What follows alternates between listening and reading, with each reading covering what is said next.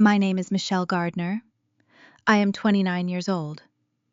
Just last weekend, I stood in the subterranean wine cellar of a historic Beacon Hill estate, the air heavy with the smell of fermented grapes and old money. Upstairs, my sister Olivia was hosting a lavish rehearsal dinner filled with Boston elite. Down here, my mother slid a pristine manila envelope across a centuries-old oak barrel, tapped the crystal face of her Rolex, and handed me a Mont Blanc pen. "Sign it," she hissed, "before the appetizers are served." Inside were pre-drawn divorce papers. She wanted me to leave my husband of 3 years because his quiet career was an embarrassment to my sister's aristocratic new-in-laws. What my mother did not know was that the husband she called a nobody held a secret that was about to turn her flawless high society world to ash. Before I reveal exactly how my husband unraveled their empire, please take a moment to like and subscribe to Jessica Told Stories, but only if this narrative resonates with you. Also, drop a comment with your age and let me know where you are listening from tonight. The Mont Blanc pen felt heavy in my palm. The smooth, cold resin pressed against my sweating skin. I looked down at the thick stack of legal weight paper spilling out of the envelope. The ink on the sticky notes marking where I needed to sign was a cheerful, incongruous neon pink. My mother, Patricia Vanguard, stood across from me. Her posture was rigid. The tendons in her neck pulled tight under her diamond collar necklace. The scent of her expensive Chanel perfume clashed with the sharp, damp musk of the cellar walls. Above us, the muffled bass notes of a jazz quartet vibrated through the ceiling timbers, signaling the peak of the celebration. "You are an embarrassment to this family, Michelle," she said. She adjusted the tennis bracelet on her wrist. Her manicured nails dug into the soft leather of her clutch. "Preston's parents are sitting at table 4. The Kensingtons own half the commercial real estate in New England. They are accustomed to a certain caliber of company. And who do you bring to sit across from them? A nobody. A man who pushes paper for a living." I stared at the pink sticky notes. For 29 years, I had been the Vanguard family designated shadow. While my younger sister Olivia was groomed for society pages, country club galas, and strategic networking events, I was the quiet biostatistician tucked away in Cambridge laboratories. I found comfort in numbers and algorithms because data did not lie, and data did not care if I wore last season's shoes. My compliance was the currency that bought my peace. I stayed out of the spotlight so Olivia could shine brighter. My husband Ethan did not fit their manicured mold. He drove a 6-year-old dented Volvo. He wore off-the-rack gray suits that lacked designer labels. His career in distressed debt management was, in my mother's eyes, a severe footnote, a permanent stain on her meticulously curated tapestry of wealth. When we married 3 years ago, my parents treated the intimate ceremony like a funeral. They stood in the back row, wearing tight, polite smiles, offering limp handshakes, and leaving before the cake was cut. "If you walk back up those stairs holding his hand," my mother continued, her tone dropping to a surgical whisper, "you are no longer my daughter. You will not attend the wedding tomorrow. Your trust fund will be reallocated. You will be erased from this family." My pulse hammered against my ribs. I kept my free hand flat on the rough wood of the barrel to hide the trembling in my fingers. She had planned this. She had hired a lawyer, drafted these documents, and brought them to a party just to corner me. She waited until I was trapped beneath a floorboard of 300 wealthy guests to deliver an ultimatum she assumed I would obey. A decade ago, even a year ago, my vision would have blurred with tears. I would have folded inward, apologized, and searched for a compromise to keep the peace. But I looked up at the ceiling. Through the floorboards I could hear the faint clinking of crystal champagne flutes and the hum of polite laughter. Ethan was up there. He was likely leaning against the mahogany bar, drinking his standard sparkling water with a twist of lime. He was probably checking his phone, responding to a late-night email from his firm, entirely oblivious to the fact that my mother was currently pricing out the cost of our marriage. Ethan was the only person who had ever looked at me and seen a priority rather than an accessory. He listened when I talked about my complex statistical models. He brought me coffee at 2 in the morning when my code would not compile. He loved me without conditions, a concept my mother could not comprehend. "He is a parasite, Michelle," my mother pressed, taking a step closer. The dim lighting cast harsh shadows across her sharp cheekbones. "Divorce him. Marry someone who actually belongs in our world. Someone who can contribute to this family instead of dragging it into mediocrity. Do this one thing for your sister so we do not have to explain his pathetic existence to the Kensingtons all weekend." I pressed my thumb against the edge of the expensive pen. The metal bit into my flesh, grounding me in the present moment. I looked at the signature line. I looked at the woman who had spent my entire life measuring my worth by how well I reflected her social standing. I set the Mont Blanc pen down. The soft click echoed off the stone walls, cutting through the suffocating tension. My mother's perfectly threaded eyebrows twitched. Her eyes darted from the pen to my face. "What are you doing?" "I am going upstairs," I said. My voice came out steady and low, devoid of the frantic tremor she expected to hear. Her polished veneer cracked, revealing the jagged edges of her panic. "You ungrateful little brat. If you do not pick up that pen and sign those papers right now, I will go up there and have security throw him out of this venue. I will have him dragged onto the street in front of Preston, in front of Olivia, and in front of every single guest we invited. Is that the public spectacle you want to create?" The threat hung in the chill air, a ticking clock, counting down to total humiliation. She thought a public scene would terrify me into submission. She thought her world of country clubs and cocktail hours held the ultimate power over my life. I looked at her tight, furious expression and realized she had no idea what kind of game she had just started, or who she was actually playing against. I turned my back on the woman who gave birth to me and walked toward the stone spiral staircase. Each upward step away from the wine cellar felt heavier than the last, as if gravity were trying to pull me back down into the dark, familiar space of my childhood obedience. The cold dampness of the stone gave way to the warm, suffocating air of the ballroom above. The jazz quartet grew louder, the upbeat tempo mocking the cold sweat coating the back of my neck. I had just walked away from an ultimatum that threatened to erase me from my own bloodline. Yet, the most overpowering emotion flooding my chest was not fear. It was exhaustion. For nearly 3 decades, I had been the Vanguard family understudy, the pragmatic afterthought born to highlight my younger sister's radiant perfection. I chose to become a biostatistician, a career spent hunched over monitors in Cambridge laboratories, analyzing cellular degradation and predictive data models. I found solace in statistics because numbers are impartial. They do not judge your pedigree. They do not care if you decline a country club invitation. My life with Ethan reflected that same quiet, honest reality. Ethan managed distressed assets, a job title my parents found both tedious and deeply unimpressive.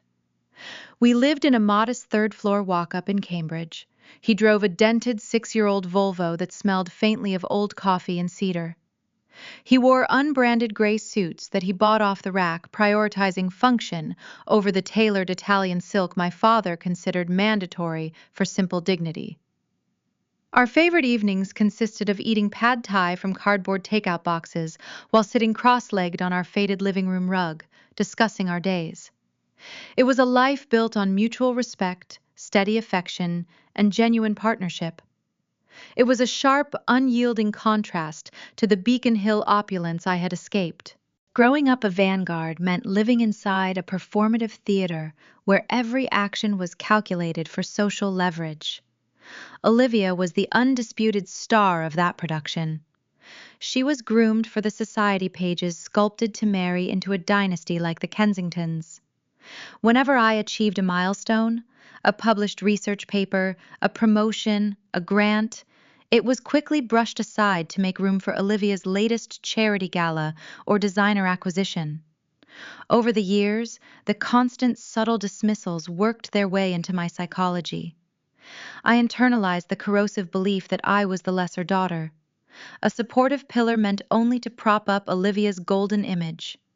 I learned to shrink, to apologize for taking up space, to accept their scraps of conditional approval. But Ethan never allowed me to shrink. From the moment we met, he became my unwavering rock, the quiet force that challenged my deepest insecurities. He saw the brilliant, capable woman hidden beneath the Vanguard family scapegoat. My parents recognized this influence immediately, and they despised him for it. The depth of their prejudice crystallized 3 years ago on our wedding day. We opted for a small, intimate ceremony at a local botanical garden in Somerville, far removed from the grand cathedrals my mother favored. My parents treated the occasion like a mandatory court appearance. Patricia wore a dark, severe dress that bordered on mourning attire. They stood in the back row, their faces locked in tight, polite grimaces. The true nature of their cruelty revealed itself during our modest reception. I had stepped away to speak with a colleague when I noticed my father Charles cornering Ethan near the buffet table. Charles held a crystal tumbler of scotch, his posture radiating that specific brand of arrogant condescension he reserved for the hired help. I edged closer, hidden by a floral arrangement, unable to look away. Charles shot his starched white cuff, deliberately exposing the heavy, gleaming face of his favorite timepiece. Ethan wore a simple, functional watch with a worn leather strap. "You know," Ethan, Charles said, his voice smooth and dripping with venom. "A man's choice of timepiece tells you everything you need to know about his trajectory. This is a Patek Philippe. It costs more than you earn in 2 years. It is an investment, a legacy. You see, time is only valuable when you can afford to measure it. Until then, you are just running out the clock." He took a slow sip of his scotch, letting the insults settle into the air between them. He wanted Ethan to flush with anger, to cower, to show some sign of inferior weakness that Charles could exploit. Instead, Ethan just offered a gentle, impenetrable smile. He did not look at the expensive gold watch. He looked directly into my father's eyes with a calmness that bordered on pity. "I suppose that depends on what you are doing with your time, Charles," Ethan replied quietly. "Some men measure their worth by what they wear on their wrist. Others measure it by what they hold in their hands." Ethan had turned and walked away, leaving Charles standing there with a tight, furious flush creeping up his neck. Ethan never mentioned the interaction to me. He absorbed the insult to protect my joy on our wedding day. That was the moment my loyalty to him became indestructible. He was immune to their toxic currency, and because he was immune, he was dangerous to them. Now, 3 years later, as I pushed through the heavy wooden doors and stepped back into the rehearsal dinner, that same quiet strength was exactly what I needed. The ballroom was a sensory overload of wealth. Waiters carried silver trays of caviar and champagne. Crystal chandeliers threw fractured light across the designer gowns of the Boston elite. Across the room, Preston Kensington was throwing his head back in loud, performative laughter, a fresh martini sloshing in his hand. My sister hung on his arm, the picture of aristocratic triumph. I scanned the crowd, my heart hammering against my ribs, until I found him. Ethan stood near the grand arched windows overlooking the manicured gardens. He was dressed in his simple gray suit, holding a glass of sparkling water, looking like a calm island in a sea of frantic social climbers. As I navigated through the crowd of judges, biotech CEOs, and real estate heirs, my adrenaline began to crash. The reality of what I had just done in the cellar washed over me. I had defied Patricia Vanguard. The fallout would be swift and devastating. My hands began to shake. I curled them into fists, pressing my nails into my palms to hide the tremor, but as I reached Ethan, he noticed immediately. His dark eyes scanned my face, registering the pale tightness of my skin, the slight hitch in my breathing. He did not ask what my mother had said. He did not demand an explanation or rush to comfort me with empty platitudes. He already knew the battle had begun. He set his glass down on a passing waiter's tray. He turned to me, his expression shifting from mild observation to a sharp, focused intensity that made the surrounding noise fade into the background. "Are they ready?" he asked, his voice low and steady. I looked into the eyes of the man my family had dismissed as a nobody, the man they thought they could discard with a single signature. I took a deep breath, letting go of the terrified daughter I had been for 29 years. I nodded. The transition from cocktail hour to the seated dinner felt like shifting from a skirmish into a full-scale siege. Waiters in crisp white jackets glided across the parquet floor, placing plates of seared scallops and truffle risotto in front of the guests. I sat beside Ethan at a small table near the kitchen doors, a deliberate placement by my mother to ensure we remained out of sight. I did not mind the exile. It gave me a clear vantage point to observe the grand illusion my family had constructed. At the center of the room, my father Charles was holding court. His voice boomed over the polite chatter and the soft jazz melodies, carrying the distinct cadence of a man who loved the sound of his own lies. He stood near the head table, surrounded by a cluster of biotech executives and state senators. He held a glass of red wine, gesturing grandly as he spoke about his boutique investment firm. "The expansion is set," Charles declared, slapping a prominent judge on the shoulder. "We are finalizing the paperwork this weekend. I have a partner flying in from New York on Monday morning. A real visionary. The man runs a private equity syndicate that makes Wall Street look like a child's lemonade stand. He is bringing a capital injection that will double our clinical trial funding overnight." My father spoke of this New York investor with a reverence bordering on religious fervor. This faceless savior was the invisible guest of honor, a phantom titan who validated my father's fragile ego. Charles described the investor's supposed private jet, the upcoming strategy meetings, and the sheer scale of the impending merger. It was a masterclass in projection. He sold the narrative so well that the executives around him nodded in envious agreement, raising their glasses to toast a man who was not even in the room. But I knew Charles. I knew the subtle tells he could not hide. I watched his free hand, the one not holding the wine. His fingers tapped a frantic, erratic rhythm against his thigh.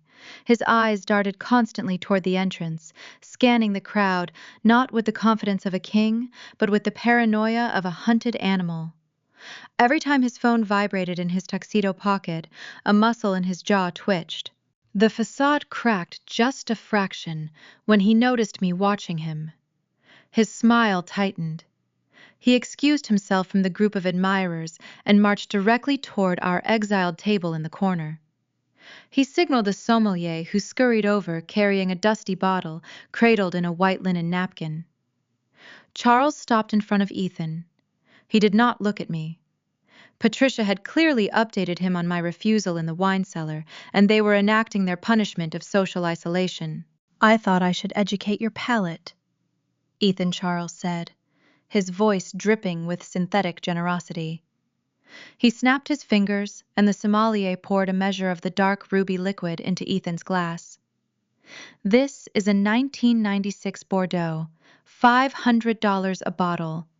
I doubt they serve anything comparable at the local diner you frequent in Cambridge, but try to appreciate the complexity. It takes a refined taste to understand true value." Ethan did not flinch. He did not let the condescension bait him into a defensive reaction. He simply offered a polite nod, thanking my father, with a serenity that seemed to infuriate Charles even more. My father scoffed, pivoted on his heel, and stalked off toward the coat check hallway, pulling his vibrating phone from his pocket with white-knuckled desperation. The air conditioning in the ballroom was running too high, sending a chill through my thin silk dress. I told Ethan I needed to retrieve my wrap from the cloakroom. Navigating through the sea of guests, I left the bright, noisy ballroom and entered the dim, quiet corridor that led to the estate's private offices and coat checks. The heavy velvet curtains muffled the jazz band replacing the music with the steady hum of central heating. As I passed the estate's mahogany-paneled library, I heard a sharp, panicked whisper. The heavy door was left slightly ajar, casting a thin slice of yellow light across the patterned hallway carpet. I recognized the voice immediately. It belonged to Howard, my father's longtime corporate accountant. "I am telling you, Charles, they rejected the bridge loan," Howard hissed, his voice trembling with a terror I had never heard from the normally stoic numbers man. "The margin call is due on Tuesday. The corporate accounts are empty. We are leveraged beyond recovery. If the market opens and they execute the default, the firm goes under by noon. They will take the Beacon Hill house. They will take the cars. We finished." I froze my hand, hovering inches from the brass doorknob. The cold air of the corridor sank into my bones. "Keep your voice down," my father snapped, the booming confidence from the ballroom entirely stripped away. He sounded small, cornered, and breathless.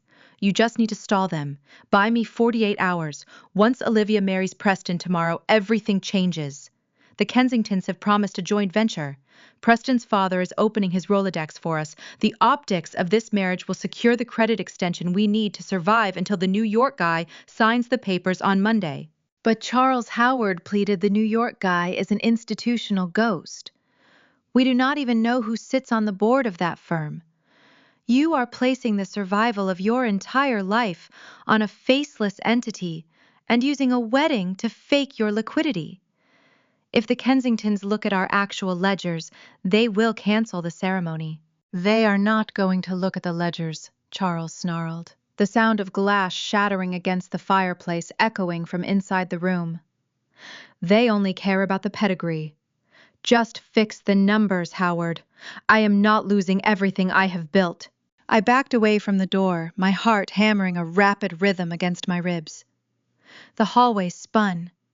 The terrifying truth slotted into place, recontextualizing every single interaction I had endured over the past 3 years. My parents were not titans of industry. They were broke.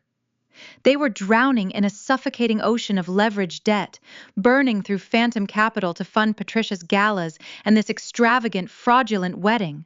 The ultimatum in the wine cellar suddenly made a sickening kind of sense. Patricia's demand that I divorce Ethan was not just born of snobbery. It was born of sheer, unadulterated financial terror.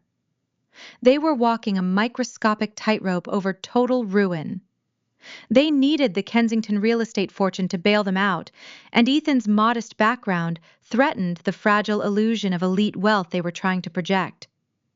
They viewed my marriage as a liability that could expose their scam. I was not just a disappointment to them. I was a threat to their survival. I did not go to the cloakroom. I turned around and walked back into the blinding light of the ballroom. The room looked entirely different now. The crystal chandeliers seemed brittle. The smiles on the faces of the guests looked like painted masks. I stared at my mother, who was currently laughing at a joke Preston had made. For the first time in my life, I did not see a terrifying, powerful matriarch. I saw a desperate, drowning woman, clutching at a sinking ship, willing to drag her own daughter under the waves if it meant she could stay above the water for one more day. I reached our table and sank into my chair. My hands were cold, my thoughts racing through a dozen different algorithms of disaster. I realized that tomorrow's wedding was not a celebration of love. It was a desperate financial life raft, built on lies and funded by a phantom New York investor who might not even exist. Ethan noticed my pale face as soon as I sat down. He did not press me for details. He simply reached across the table and rested his warm hand over my freezing fingers, offering a silent anchor in the middle of a hurricane. He picked up the crystal glass containing the $500 Bordeaux my father had poured. He tilted it, watching the dark liquid coat the sides of the crystal. He brought it to his lips and took a slow, measured sip. He lowered the glass, his dark eyes scanning the lavish room, taking in the designer dresses, the caviar stations, and the frantic, boastful laughter of my father, who had just returned to the crowd. Ethan leaned closer to me, his voice a calm, steady murmur that barely carried over the jazz music. "Tastes like a liquidated asset," he whispered. A shiver ran down my spine, tracing the line of my vertebrae. The tension in my chest tightened, twisting into a sharp knot of anticipation. My husband did not sound intimidated by the wealth surrounding us. He sounded like a man who knew exactly how much everything in the room cost and precisely when the bill was going to come due. The phrase, liquidated asset, echoed in my mind. It was a strange clinical choice of words for a man drinking a $500 vintage. A sudden sharp memory pierced through the haze of the ballroom chatter. The pieces of an invisible puzzle began sliding into place, forming a picture I had been too close to see. I cast my mind back 3 months. It was a late Tuesday evening in our Cambridge apartment. Rain lashed against the single living room window, blurring the streetlights into streaks of gold and red. The scent of garlic and ginger from our favorite Thai takeout lingered in the air. I sat cross-legged on the faded rug, my laptop balancing precariously on my knees. Lines of complex code scrolled across the screen, illuminating my tired face in a pale blue glow. I was building a predictive data model. For weeks, I had dedicated my off hours to designing a biostatistical algorithm. Its purpose was highly specific. I wanted to track anomalies in clinical trial funding within the localized medical technology sector. By analyzing the delta between reported research expenditures and actual laboratory output, my code could identify hidden financial sinkholes. It was designed to catch discrepancies where money supposedly allocated for cancer research or cellular regeneration was quietly being siphoned away into phantom administrative costs. Ethan walked into the living room carrying 2 mugs of green tea. He set them down on the coffee table and lowered himself onto the rug beside me. He leaned over my shoulder, his chin brushing against my sweater. I expected him to gloss over the screen, perhaps offer a supportive but clueless compliment. My family always treated my career as an esoteric hobby, something cute but ultimately irrelevant to the real world of high finance and high society. But Ethan did not look away. His dark eyes traced the cascading streams of data. He set his tea aside and pointed to a specific subroutine near the bottom of the script. "Are you pulling the comparative metrics directly from the public corporate filings?" he asked, his tone shifting. The gentle, supportive husband faded, replaced for a fleeting second by something sharp, calculating, and intensely focused. I nodded, slightly taken aback by his precision. "Yes," I explained. "The model scrapes the publicly available financial disclosures and cross-references them against the published clinical timelines. If a company claims to spend $10 million on a phase 2 trial, but their laboratory equipment purchases and patent filings do not match the burn rate, the algorithm flags the firm in red." Ethan stared at the glowing monitor for a long time. The reflection of the code danced across his irises. "That is an incredibly efficient net," he murmured. "It strips away the PR spin and leaves only the raw math. I thought nothing of it at the time." I closed the laptop, drank my tea, and went to sleep, proud that my husband took an interest in my passion. What I did not know that rainy evening was that Ethan did not just admire the algorithm, he memorized its structure. My husband was not a low-level analyst pushing paper in a cubicle. That was the cover story he maintained to avoid the suffocating scrutiny of Boston society. Ethan was the silent, anonymous founding partner of a highly specialized private equity firm. His entire professional existence revolved around identifying corporate rot, purchasing distressed debt for pennies on the dollar, and executing hostile takeovers of failing empires. He was an apex predator in a tailored gray suit. The following morning, while I was at my laboratory, Ethan took the architecture of my algorithm and applied it to his firm proprietary database. He unleashed my biostatistical model onto the public financial records of every boutique investment firm in the New England area. He was not looking for a personal vendetta. He was simply stress testing my creation against real-world variables. But the data did not care about personal connections. The algorithm chewed through decades of financial disclosures, tax loopholes, and inflated earnings reports. Within hours, it produced a single, glaring anomaly. A firm burning through phantom capital at an unsustainable rate. A firm hiding catastrophic losses behind fake clinical trial expansions. The red flag that appeared on Ethan's screen belonged to Vanguard Biotech Investments, my father company. Charles had not been targeted out of spite. He had been caught by the cold, impartial math of his own daughter creation. Once the algorithm flagged the firm, Ethan pulled the thread. He spent his late nights isolated in his home office, meticulously reviewing the Vanguard ledgers. He bypassed the manicured press releases and dug into the raw, unedited accounting. What he found there must have turned his blood to ice. The money Charles and Patricia used to terrorize me. The funds that paid for the Beacon Hill mansion, the country club memberships, the designer wardrobes, and this exorbitant wedding rehearsal. None of it was real. They were diverting clinical trial investments to maintain their aristocratic lifestyle, plugging the holes with predatory bridge loans and offshore credit lines. They were bankrupting their own investors to ensure Olivia could wear custom silk and Preston parents would remain sufficiently impressed. For years, my parents had wielded their wealth like a weapon, using it to bludgeon my self-esteem and enforce my obedience. They called Ethan a peasant. They called my career a joke. They demanded I divorce the only man who loved me to protect an illusion that was currently collapsing under the weight of federal fraud. Ethan saw the sheer scale of the financial recklessness used to fund my psychological torment. He saw the ledger entries paying for the caviar currently being served in this ballroom, and he made a choice. He did not yell. He did not confront Charles in a blind rage. Ethan operated with surgical precision. Over the past 3 weeks, acting through a labyrinth of shell companies and proxy buyers, he had quietly purchased every single piece of my father's distressed debt. He bought the mortgage on the estate. He bought the corporate liens. He bought the bridge loans Howard the accountant was currently sweating over in the hallway. I sat at the small table near the kitchen doors, staring at the side of my husband's face.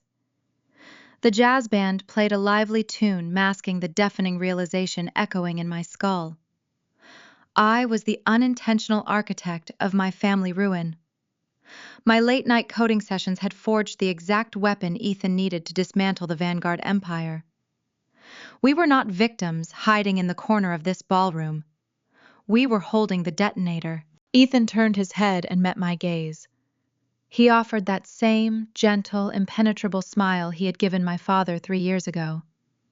The unspoken truth passed between us, heavy and electric. He knew that I had overheard the accountant in the hallway. He knew that I finally understood the scope of his silent retaliation. The dinner service began to wind down. Waiters cleared the fine china, replacing the savory dishes with towers of spun sugar and chocolate decandence. My mother, Patricia, rose from her seat at the head table. She smoothed the front of her designer dress, her eyes scanning the room until they locked onto me. The brief moment of panic I had witnessed earlier was gone, replaced by a cold, calculating resolve. The wine cellar ultimatum had failed, which meant she needed to escalate her tactics. She needed to break my spirit before the sun rose on the wedding day. She whispered something into my father's ear. Charles nodded, his expression hardening. They were preparing to corner me again, this time without the polite restraint of a private basement.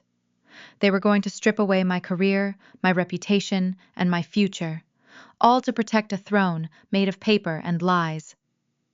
I took a deep breath, anchoring my feet to the floor, ready for the storm that was about to break at tomorrow morning brunch. The morning sun crested the jagged peaks of the Berkshire Mountains, casting long, golden shadows across the sprawling resort grounds. I stood on the balcony of our guest suite, breathing in the crisp air, scented with pine needles and damp earth. Inside the room, Ethan was still asleep, his breathing a steady, comforting rhythm. I had not slept. My mind spent the entire night processing the terrifying revelation from the hallway. My family was bankrupt, surviving on a razor-thin edge of fraudulent prestige, and they viewed my marriage as the final obstacle to their salvation. The pre-wedding brunch was scheduled for 9 o'clock on the flagstone terrace overlooking a pristine alpine lake. I dressed, carefully selecting a simple navy sheath dress that offered no pretense of designer pedigree. I wanted to wear my own identity, not a costume borrowed from their charade. When I arrived at the terrace, the atmosphere was suffocatingly cheerful. Waiters in pressed linen uniforms circulated with silver trays of mimosas and miniature pastries. The extended family was already gathered. Aunt Vivian wore a wide-brimmed sun hat, laughing far too loudly at a joke Preston had just made. My sister Olivia held court near a towering floral arrangement of white orchids, sipping her champagne with the calculated grace of a seasoned performer. The Kensingtons sat at the center table, exuding an aura of inherited wealth that my parents were desperate to mirror. I bypassed the champagne and poured myself a cup of black coffee. The porcelain cup felt fragile in my grasp. Before I could take a single sip, the sharp click of stiletto heels echoed against the flagstone. Patricia Vanguard marched toward me. She wore a tailored ivory suit that screamed fiscal dominance, though I now knew it was likely purchased on a maxed-out credit line. She did not pull me aside this time. She did not seek the privacy of a wine cellar. Her strategy had shifted. "Look at you," Patricia announced. Her voice was bright, musical, and engineered to carry across the terrace. Conversation around us began to slow, heads turning toward the sudden disturbance. "You showed up in that shabby little dress, drinking plain coffee while the rest of us are celebrating your sister. Where is that husband of yours? Did he take the Volvo to a local diner because he could not stomach the menu here?" I kept my gaze fixed on her. My mouth went dry, tasting like copper and adrenaline. She was orchestrating a public execution. She wanted the aunts, the uncles, and the Kensingtons to witness my non-compliance, framing me as the ungrateful outsider dragging the family down. "He is getting ready," I replied. My tone was even betraying none of the chaos churning in my stomach. Patricia sighed dramatically, touching a manicured hand to her chest. "It breaks my heart to see you this way, Michelle. Living in that cramped apartment, playing house with a man who has zero ambition. We are trying to help you. I handed you the solution last night. All you had to do was sign the papers. We can fix your life, but you stubbornly cling to this pathetic rebellion." The silence on the terrace was now deafening. Aunt Vivian lowered her mimosa. Preston smirked, nudging Olivia. They were waiting for me to break. For 29 years, public shame was the ultimate vanguard weapon. I was conditioned to apologize, to fold into myself, to do anything to stop the stares. I took a slow breath, inhaling the scent of roasted espresso from my cup. "I am not signing anything," I said, raising my chin. "My marriage is not a negotiation tactic for your social climbing." Patricia narrowed her eyes into venomous slits. The musical quality vanished from her voice entirely. "You arrogant little fool! You think you can embarrass us today? You think you can stand there and insult everything we have built?" Before she could escalate further, a heavy hand descended onto my mother's shoulder. Charles stepped forward, moving seamlessly into the role of the stern, disappointed patriarch. He wore a cashmere blazer and a smile that did not reach his cold eyes. "Patricia, let me handle this," Charles murmured, though his volume was perfectly calibrated for the audience. He turned his attention to me, projecting an aura of sorrowful authority. "Michelle, your mother and I have been more than patient. We have tolerated your mediocrity. We have turned a blind eye to the man you brought into our lives. But you are actively jeopardizing Olivia's future with your selfish behavior."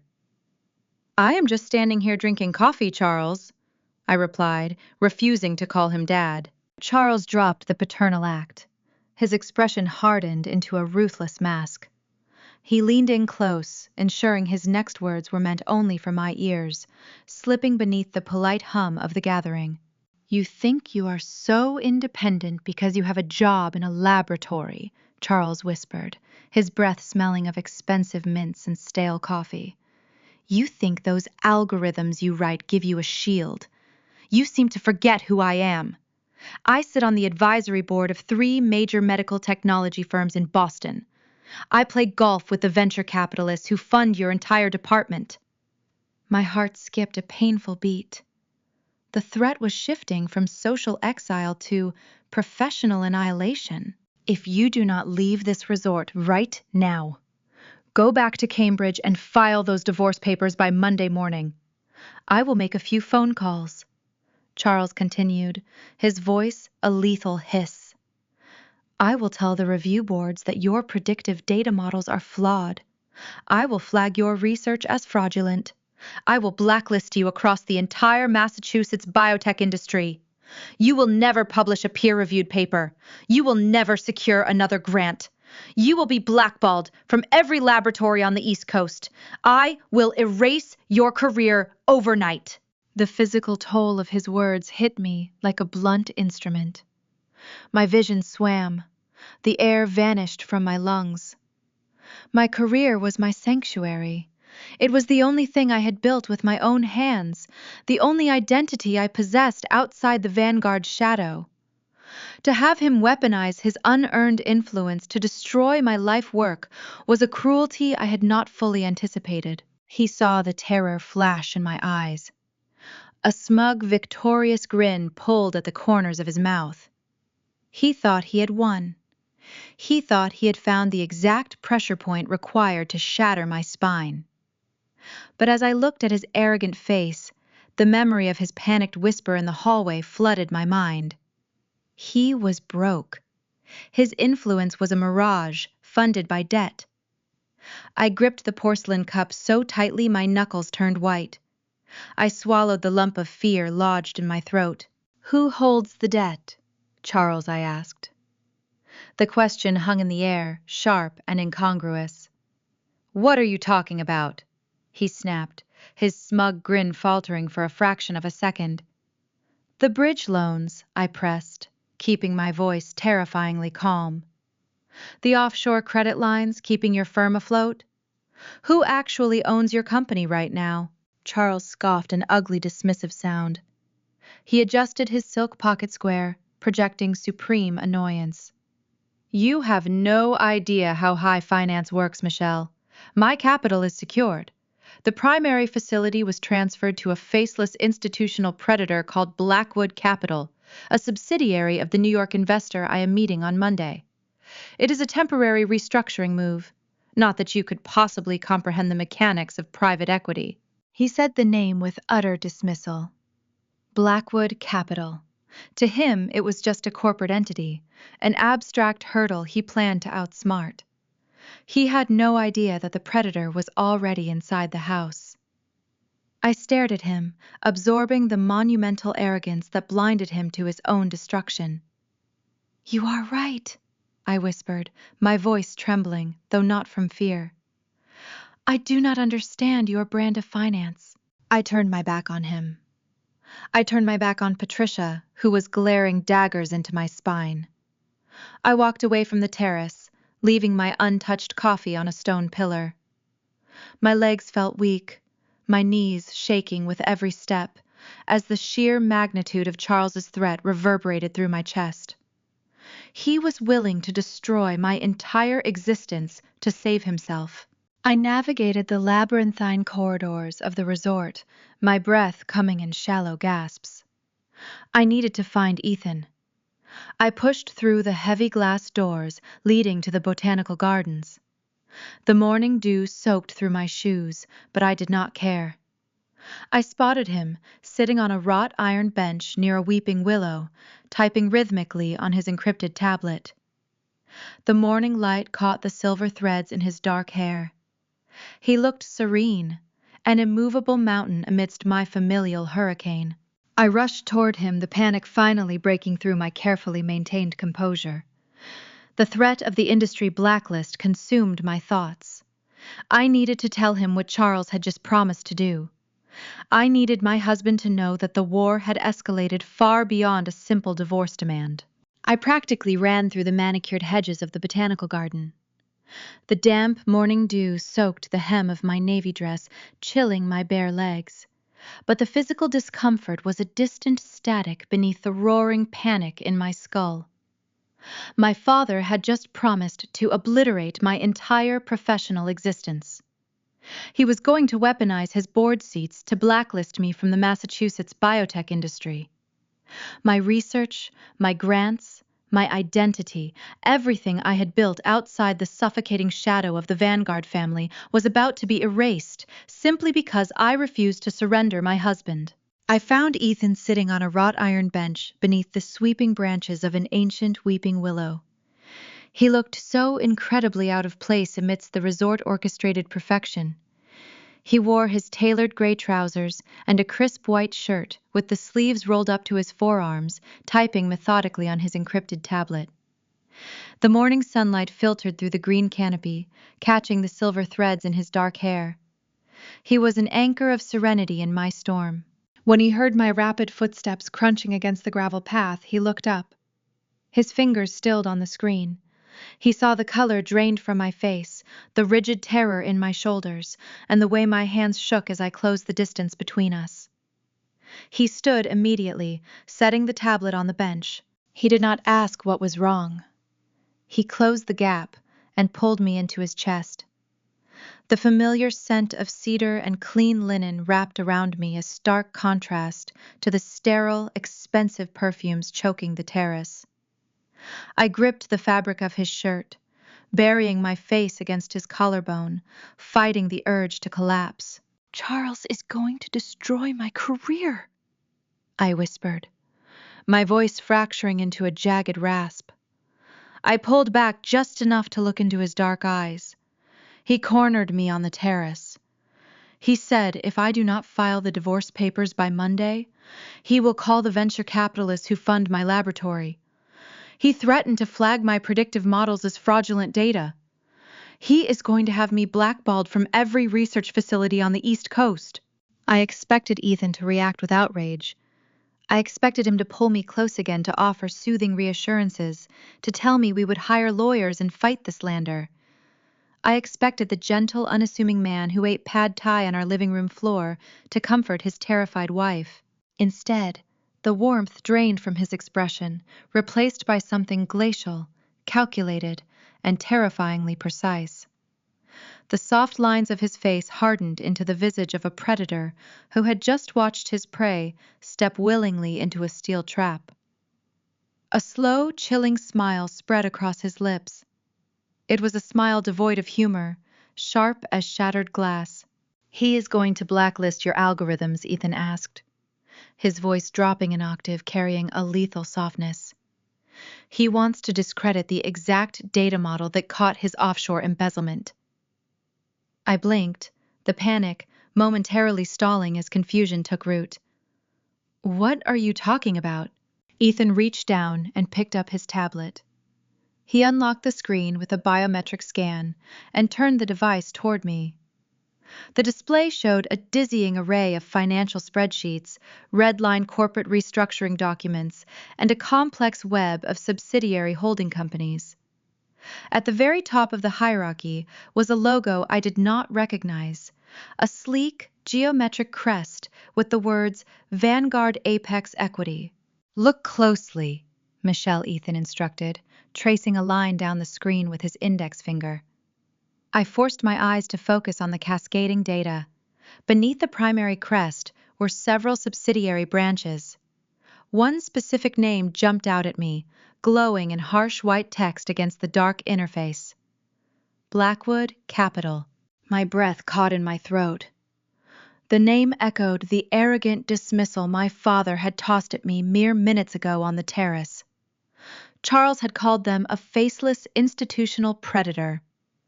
He said they were a subsidiary of his New York savior. I do not understand, I murmured, shaking my head. Charles said Blackwood holds the bridge loans keeping his firm afloat. Ethan tapped the screen, bringing up a digital ledger. Blackwood Capital is a shell company, Michelle. It is an acquisition vehicle I registered in Delaware 3 years ago. It operates underneath my primary firm. The garden around us seemed to tilt. The chirping of the birds faded into a distant ringing in my ears. You are Blackwood, I stated the words, feeling foreign on my tongue. Ethan nodded, his dark eyes locking onto mine, with an intensity that stole the air from my lungs. And I am the New York investor Charles is waiting to meet on Monday. The revelation struck me like a physical blow. The phantom savior, the billionaire titan my father had been bragging about to the Boston elite all evening, the invisible lifeline he was counting on to rescue his crumbling empire. It was Ethan. The man Charles had called a peasant. The man Patricia had demanded I discard to protect their pedigree. Over the last 3 weeks, Ethan continued his voice, maintaining that surgical calm I utilized, the anomalies flagged by your biostatistical code. I deployed your algorithm across the public filings of Charles' firm. The sheer volume of corporate fraud was staggering. He has been leveraging clinical trial funds to pay for his Beacon Hill mortgage, his country club dues, and this ridiculous wedding. He is drowning in toxic liabilities. Ethan swiped the screen, opening a legally binding seizure notice. So I went shopping. I reached out to his desperate creditors through Blackwood Capital. I purchased his primary debt facility for pennies on the dollar. I bought the offshore credit lines. I bought the promissory notes holding up his boutique firm. My mind struggled to process the magnitude of his actions. You bought his debt. I bought all of it, Ethan corrected gently. The smile returned to his face, predatory and final. As of 9 o'clock this morning, the grace period for his margin call expired. The funds did not materialize. The covenants were breached. He handed the tablet to me. I looked down at the digital document. It was a notice of default, authorized and executed. I personally own 80% of your father's company, Ethan explained, pointing to the corresponding clauses. I hold the liens on the Beacon Hill estate, I control the titles to the vehicles, and 20 minutes ago, my team froze all of their liquid assets. Charles Vanguard is not just bankrupt, he is a tenant in a life that I now own. I stared at the glowing screen, my hands trembling. But this time, the tremor was born of an entirely different emotion. The suffocating terror that had gripped my chest for 29 years began to evaporate, replaced by a surge of intoxicating adrenaline.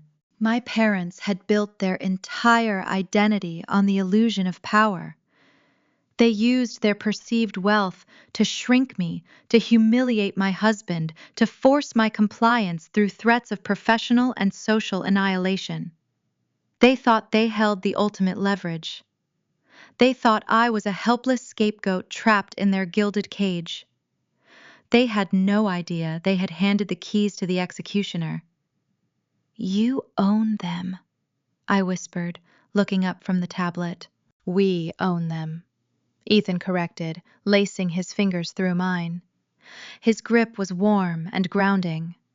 They threatened to destroy the only thing you built for yourself.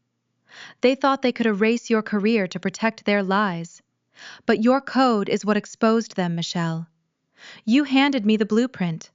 We dismantled their empire together. The power dynamic that had defined my entire existence shifted on its axis. I was no longer the fragile daughter shrinking under Patricia's demands. I was no longer the vulnerable researcher terrified of Charles' influence.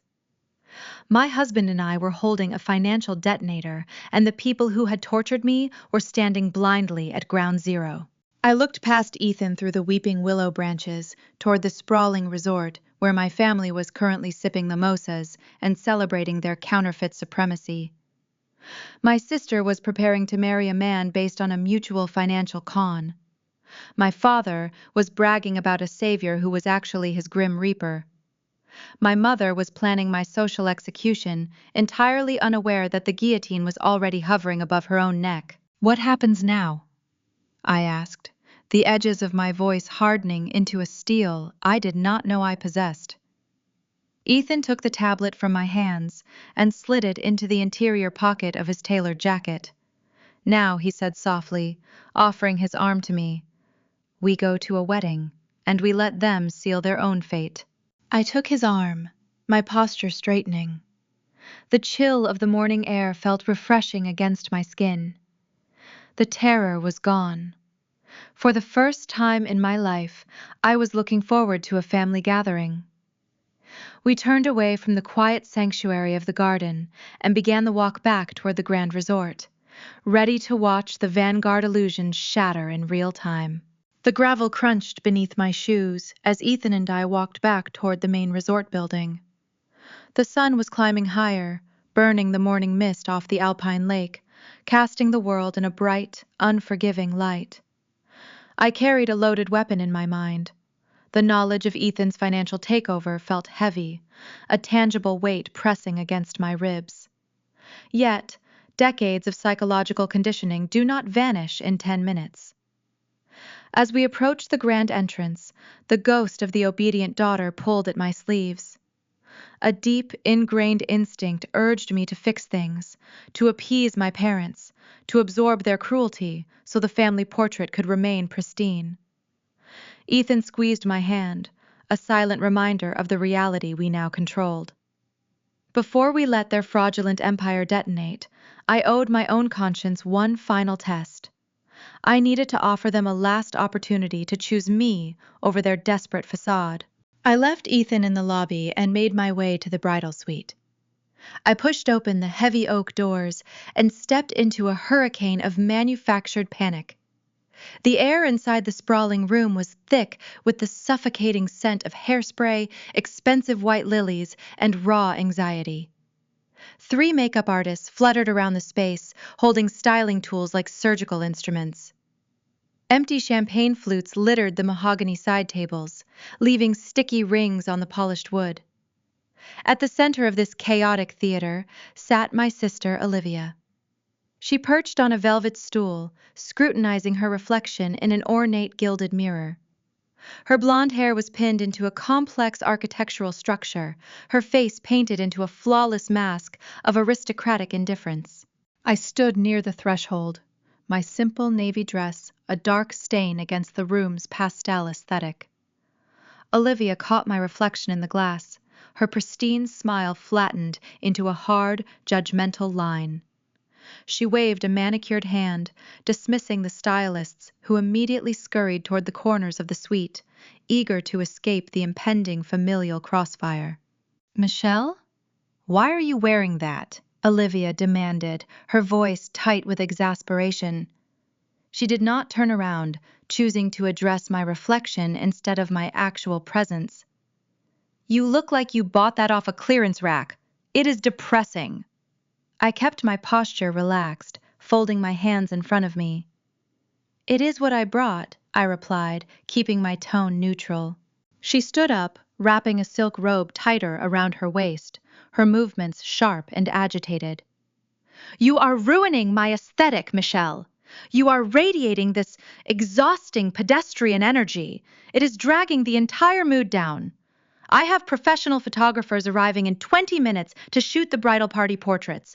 Preston's cousins are wearing custom gowns, and you look like you are heading to a mid-level corporate retreat." She paced across the plush carpet, her bare feet sinking into the thick fibers. Her anxiety was palpable, though she masked it with cruelty. In fact, it is better if you just step down as maid of honor. I do not want you standing next to me. Stand in the back. Do not be in the pictures. You and Ethan do not fit the visual narrative I am trying to establish for the Kensingtons. His cheap suit will throw off the entire color palette. As she spun around to emphasize her point, the trailing edge of her silk robe brushed against the centerpiece of the room. Her custom wedding dress hung on a wooden mannequin near the balcony doors. For months, my mother had bragged to anyone who would listen that the gown cost more than a luxury vehicle imported directly from an exclusive Parisian atelier. Olivia reached out to adjust the bodice, her movements careless with irritation. She yanked the fabric. A loud, sickening tear ripped through the suite.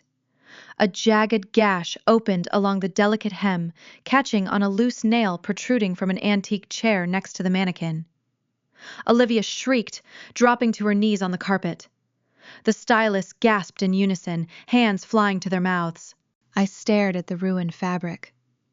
In the harsh morning light, the material looked surprisingly thin, almost translucent. The edges frayed instantly, exposing rushed, uneven stitching underneath the outer layer. A profound sense of irony washed over me. The dress was a perfect physical manifestation of the Vanguard Empire. It projected an aura of impenetrable wealth from a distance, designed to intimidate and impress. But the moment it faced any real pressure, it tore apart, revealing the fragile, cheap, hollow core hidden beneath the surface. It was a beautiful illusion, and it was entirely fake. The bathroom door flew open, and my mother emerged, clutching a handheld garment steamer. Patricia saw the torn hem and froze, her face draining of all color. The polished matriarch vanished, replaced by a terrified woman watching her final lifeline unravel. She began barking frantic orders at the stylists to find a sewing kit, her voice shrill and desperate. This was my moment. The final crossroads, Mom, I said, my voice cutting through the frantic noise of the room. Patricia snapped her head toward me, her eyes wild and unfocused. What do you want, Michelle? Can you not see we have a crisis here? We do not have time for your stubborn tantrums. I took a step forward, ignoring the panic surrounding the ruined dress. I offered them one final, silent chance at redemption. I stripped away the anger, the resentment, and the fear. I spoke from a place of genuine vulnerability, testing the last remnants of my familial hope. I want to know if there is any world, any timeline where I can just attend the ceremony today as your daughter. No conditions, no ultimatums, no threats about my career. Can I sit in the audience with my husband and watch my sister get married? Patricia stopped. She looked at me, her chest heaving, the steamer still clutched in her hand like a blunt weapon. The frantic energy of the room seemed to suspend itself in amber. She evaluated me, searching my face for the familiar obedience, the compliant shadow she had bullied for 3 decades. She had a choice. She could embrace her daughter, or she could protect her pride. She straightened her spine, choosing the illusion. Either you walk out of this resort right now without him, Patricia said, her words echoing like striking iron, or you do not walk down that aisle at all.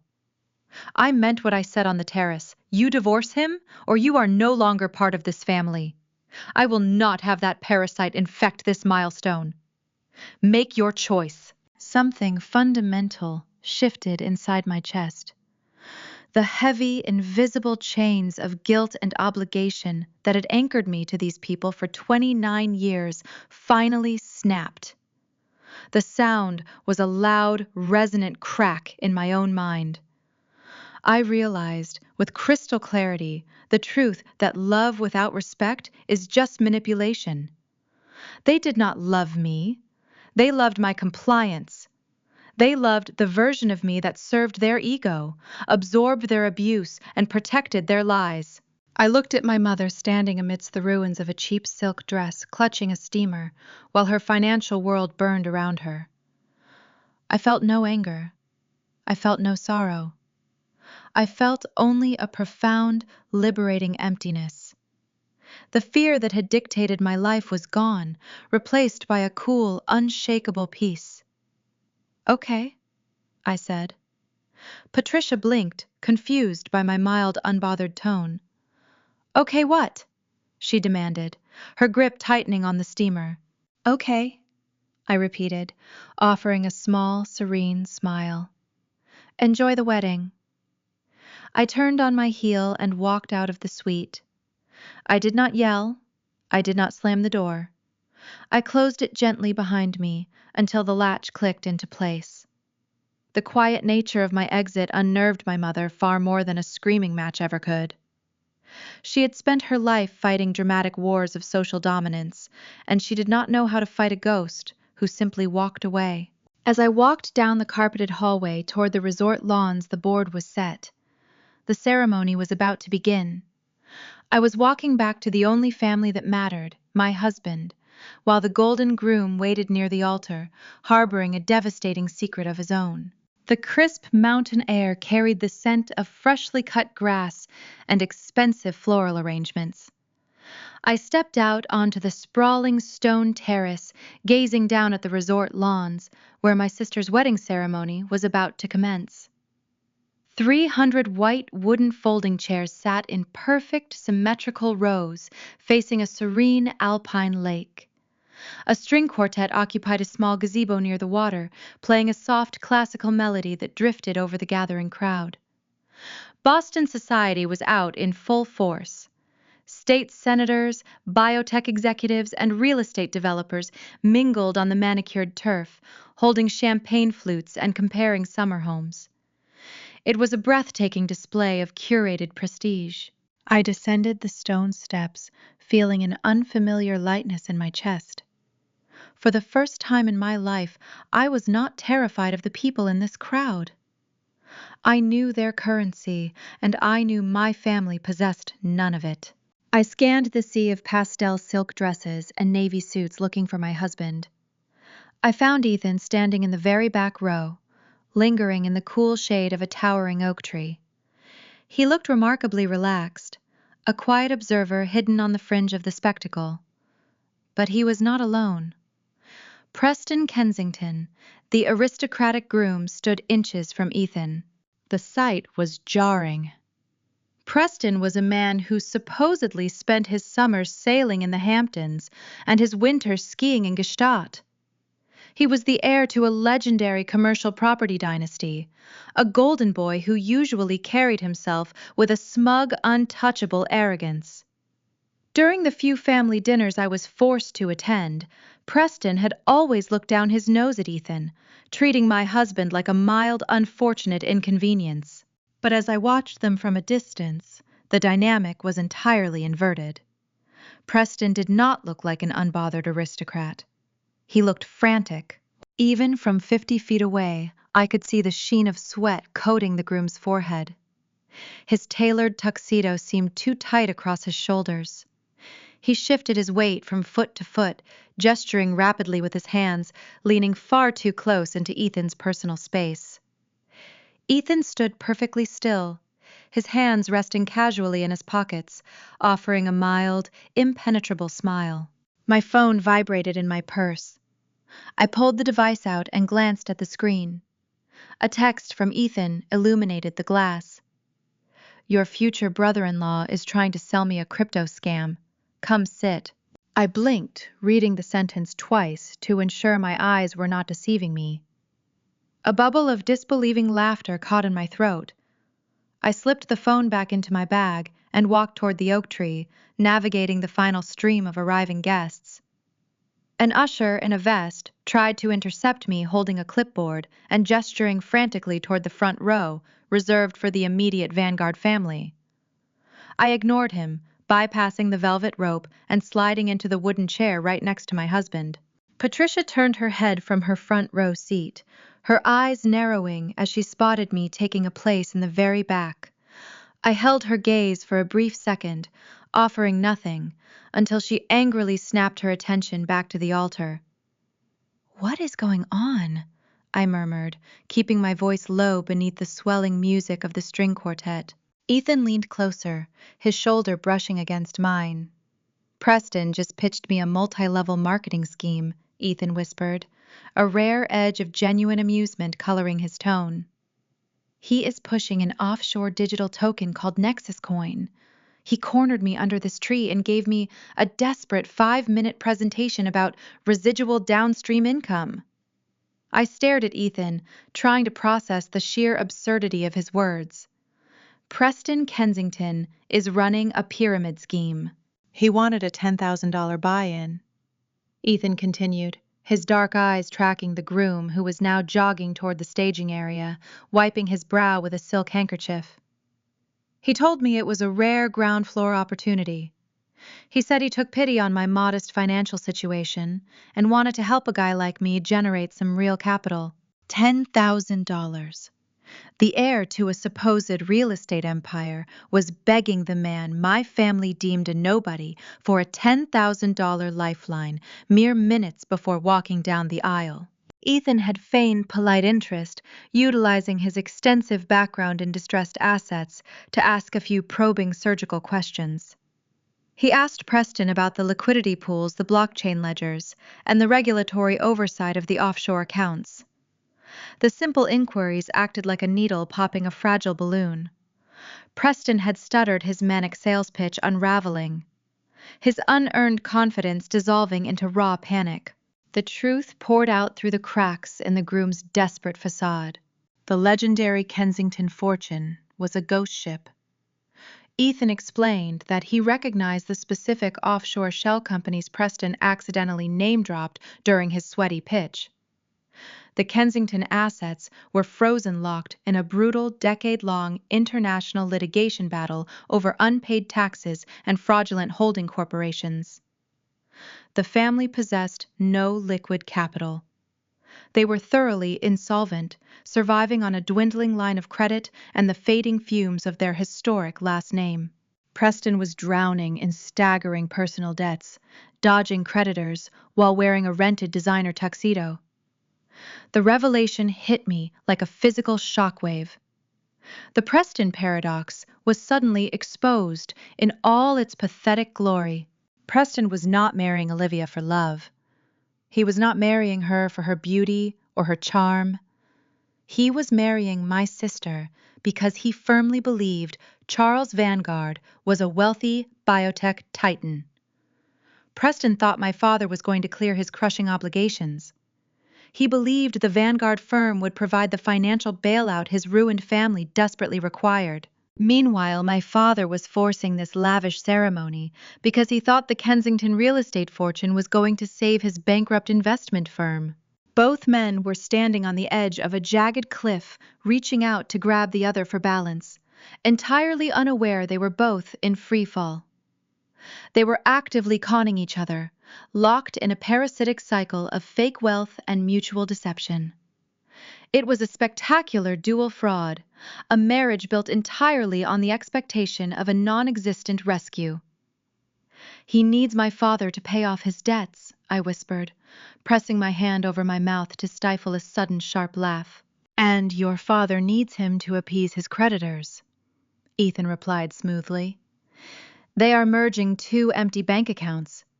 I declined his pitch, of course. I told him I preferred to keep my modest savings in traditional index funds. Ethan offered a knowing smile, leaning back in his wooden folding chair. He had watched the groom scurry away, fully aware that the man stepping up to the altar was just as destitute as the man giving the bride away. I looked toward the front row.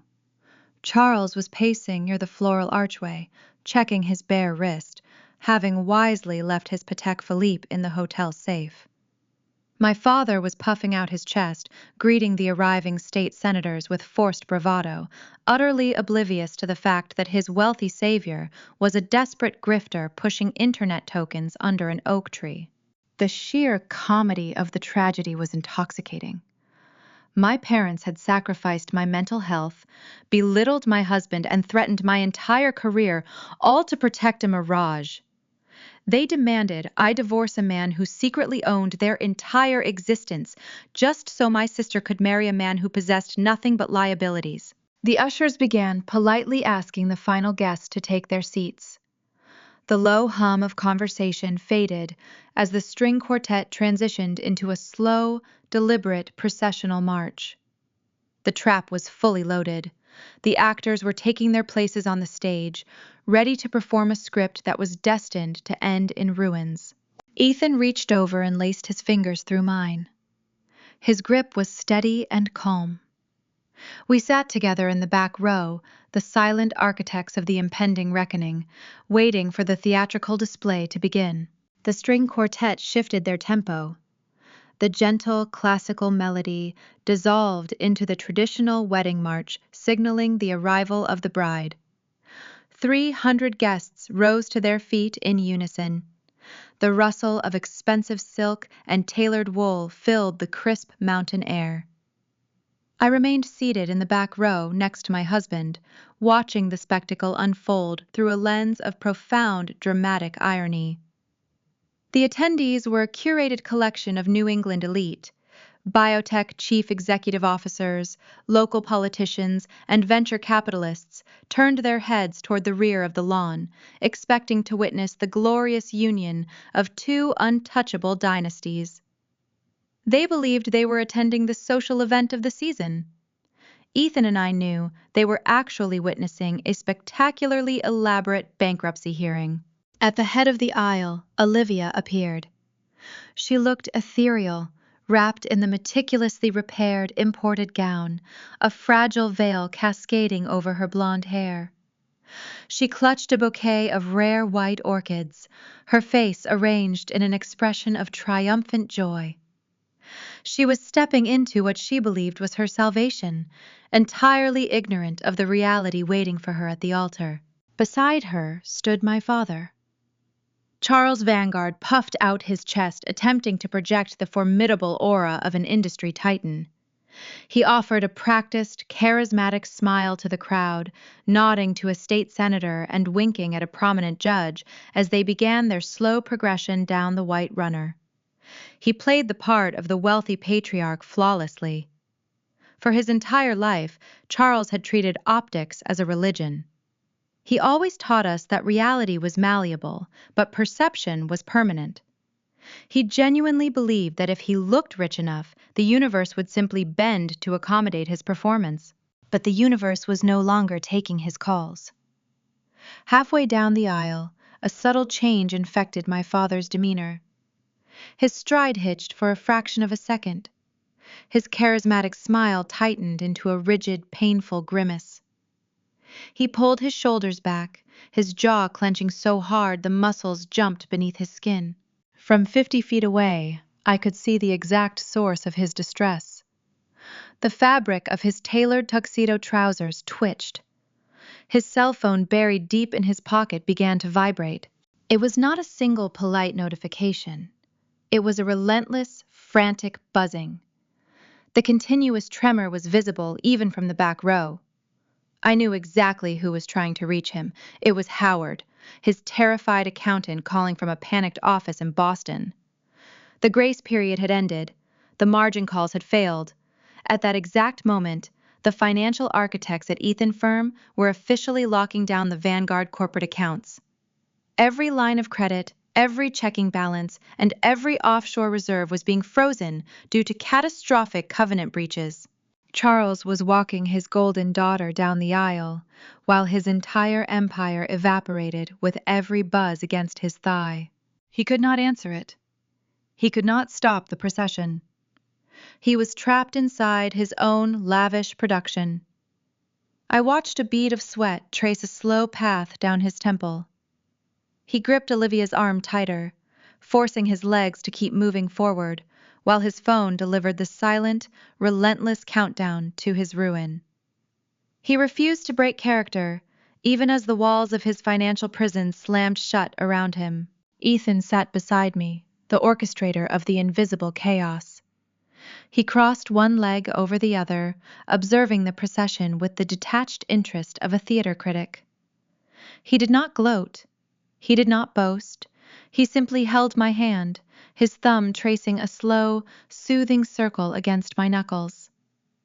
We were the only two people on the lawn who understood the true cost of this ceremony. Charles and Olivia finally reached the floral archway. Preston Kensington waited for them, standing tall in his rented tuxedo. The groom looked just as pale as my father. Both men exchanged a firm handshake, a silent pact between two drowning sailors clinging to the same sinking debris. Charles handed Olivia over, retreating to his front row seat. The moment he sat down, his hand darted into his pocket, silencing the phone. He stared straight ahead, his eyes hollow, a man attending his own funeral. The officiant, a distinguished reverend with a booming theatrical voice, stepped up to the podium. He raised his hands, inviting the congregation to sit. "We gather here today to witness the merging of two great families," the reverend announced, his words echoing across the silent lake. "We celebrate a union built on a foundation of abundance. Marriage is a partnership. It is a promise to build a wealthy life together, to share in a rich harvest of mutual success and unending prosperity." The sheer irony of his script was intoxicating. The Reverend spoke of abundance, while the bride and groom stood on the precipice of total insolvency. He praised their rich harvest, while both families possessed nothing but toxic liabilities and desperate cons. Preston nodded solemnly at the reverend words playing the role of the affluent heir. Olivia smiled through her veil, secure in her delusion of inheriting a real estate empire. They were exchanging counterfeit currency, each believing they were walking away rich. I leaned my head against Ethan's shoulder. He smelled of cedar and the crisp morning air. The psychological tension radiating from the front row was palpable. Patricia sat next to Charles, dabbing her eyes with a lace handkerchief, blissfully unaware that her husband was currently locked out of their bank accounts. She was weeping tears of joy for a victory that did not exist. As the ceremony reached its midpoint, the Reverend paused. He lowered his script and looked out over the sea of guests. "If anyone here knows any reason why these two should not be joined in holy matrimony, speak now or forever hold your peace." The traditional challenge hung in the quiet mountain air. The string quartet sat motionless. A gentle breeze rustled the leaves of the oak tree sheltering our back row seats. Ethan shifted slightly in his wooden chair. He turned his head and looked at me. His dark eyes held a profound, silent question. We possessed the power to stop the wedding. We held the financial records that proved both the bride and the groom were orchestrating a monumental deception. We could stand up, expose the truth, and save my sister from a fraudulent marriage. I looked at Olivia standing at the altar in her torn, cheap silk dress. I looked at Patricia, who had threatened to destroy my career mere hours ago just to ensure this charade went forward. I looked at Charles, who had traded his daughter worth for a phantom bailout. They had demanded I divorce my husband to protect their lie. They had chosen the illusion over their own flesh and blood. Ethan squeezed my fingers, offering me the final choice. The trigger belonged to me. I interlaced my fingers with his, gripping his hand tightly. I leaned back in my chair and offered him a small, definitive smile. We stayed silent. We held our peace, allowing the antagonists to fully commit to their chosen reality. The Reverend nodded, satisfied with the quiet compliance of the crowd. He instructed the couple to exchange their vows. Preston promised to provide for Olivia, offering her the world with a voice that only slightly trembled. Olivia promised to stand by Preston, securing her place in a dynasty that was currently tied up in offshore litigation. They slid the golden rings onto their respective fingers, locking the manacles in place. "I pronounce you husband and wife," the Reverend declared, raising his hands in a triumphant gesture. "You may kiss the bride!" Preston leaned in and kissed Olivia. The audience erupted into polite, enthusiastic applause. The string quartet launched into a joyous, upbeat symphony. The guests stood up, cheering for the newlyweds as they turned to face the crowd, beaming with manufactured happiness. The trap was officially sprung. The contract was sealed. They were now legally bound to each other. Two destitute grifters chained together at the bottom of the ocean. The ceremony was over, but the true reckoning was only just beginning. As the wedding party began their recessional march back up the aisle, leading the guests toward the reception ballroom, Ethan and I remained seated under the oak tree, ready to follow them into the final act of their ruin. The grand ballroom of the Berkshire Resort was a masterclass in financial camouflage.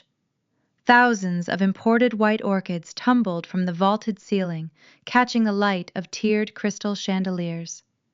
Waiters in pristine white coats glided across the polished marble dance floor, carrying silver trays of seared scallops and vintage champagne. It was a sensory overload of unearned prestige. I sat beside Ethan at table 19, tucked into a dim corner near the swinging kitchen doors. This placement was no accident. For as long as I could recall, Patricia orchestrated family events with the precision of a stage director. Growing up, she always positioned Olivia in the center of holiday photographs, bathed in the best light, while I was relegated to the shadowy edges. Table 19 was the physical manifestation of my lifelong status within the Vanguard hierarchy. Ethan did not mind the obscure seating. He sat relaxed in his chair, sipping a glass of iced water, watching the Boston elite mingle with the quiet amusement of a man holding a winning lottery ticket. His calm demeanor was a stark contrast to the nervous energy radiating from the head table. Charles kept checking his silenced phone, his face drawn and pale, while Olivia and Preston performed their newlywed routine for the flashing cameras. They were dancing on the deck of a sinking ship. The jazz band in the corner transitioned into a lively swing number, the brass section filling the cavernous space. I picked up my fork, pushing a piece of roasted asparagus around my porcelain plate. I felt a strange sense of detachment. The terror that had gripped me on the terrace mere hours ago was entirely gone. I was no longer the frightened biostatistician desperate for parental approval.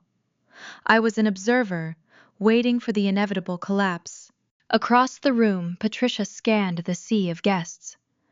Her gaze swept past the politicians and the venture capitalists, eventually landing on our shadowy corner. Even from a distance, I saw her posture rigidify. The polite host smile vanished from her face, replaced by a mask of unbridled fury. She had given me a crystal-clear ultimatum that morning. I was supposed to leave the premises, abandon my husband, and crawl back to Cambridge in disgrace. My presence at table 19 was a blatant, unforgivable act of defiance. Patricia whispered something to Charles, pointing a manicured finger in our direction. Charles followed her gaze, his expression darkening. Instead of approaching us discreetly, my mother decided to weaponize the audience. She wanted a spectacle. She intended to make an example of my rebellion, to solidify her own fragile authority. She marched away from the head table, her heels clicking sharply against the marble floor. She bypassed the dancing couples and headed straight for the resort entrance. A few moments later, she reappeared, flanked by two towering security guards in dark suits. The men wore earpieces, and stern expressions clearly instructed to handle a severe security threat. Patricia pointed toward our table, leading the guards through the maze of seated guests. The sudden movement caught the attention of the surrounding attendees. People stopped eating. Conversations dwindled. The jazz band, sensing the shift in the room atmosphere, faltered mid-note. The vibrant swing music dissolved into an awkward, discordant silence. 300 pairs of eyes turned to watch the approaching confrontation. Patricia halted in front of our table, crossing her arms over her designer gown. The two guards flanked her, looking imposing but slightly confused by the sight of Ethan quietly drinking his water. "I told you to leave," Patricia announced. Her voice was sharp, carrying across the silent ballroom, engineered to maximize public humiliation. She wanted every senator, chief executive, and socialite to hear her righteous indignation.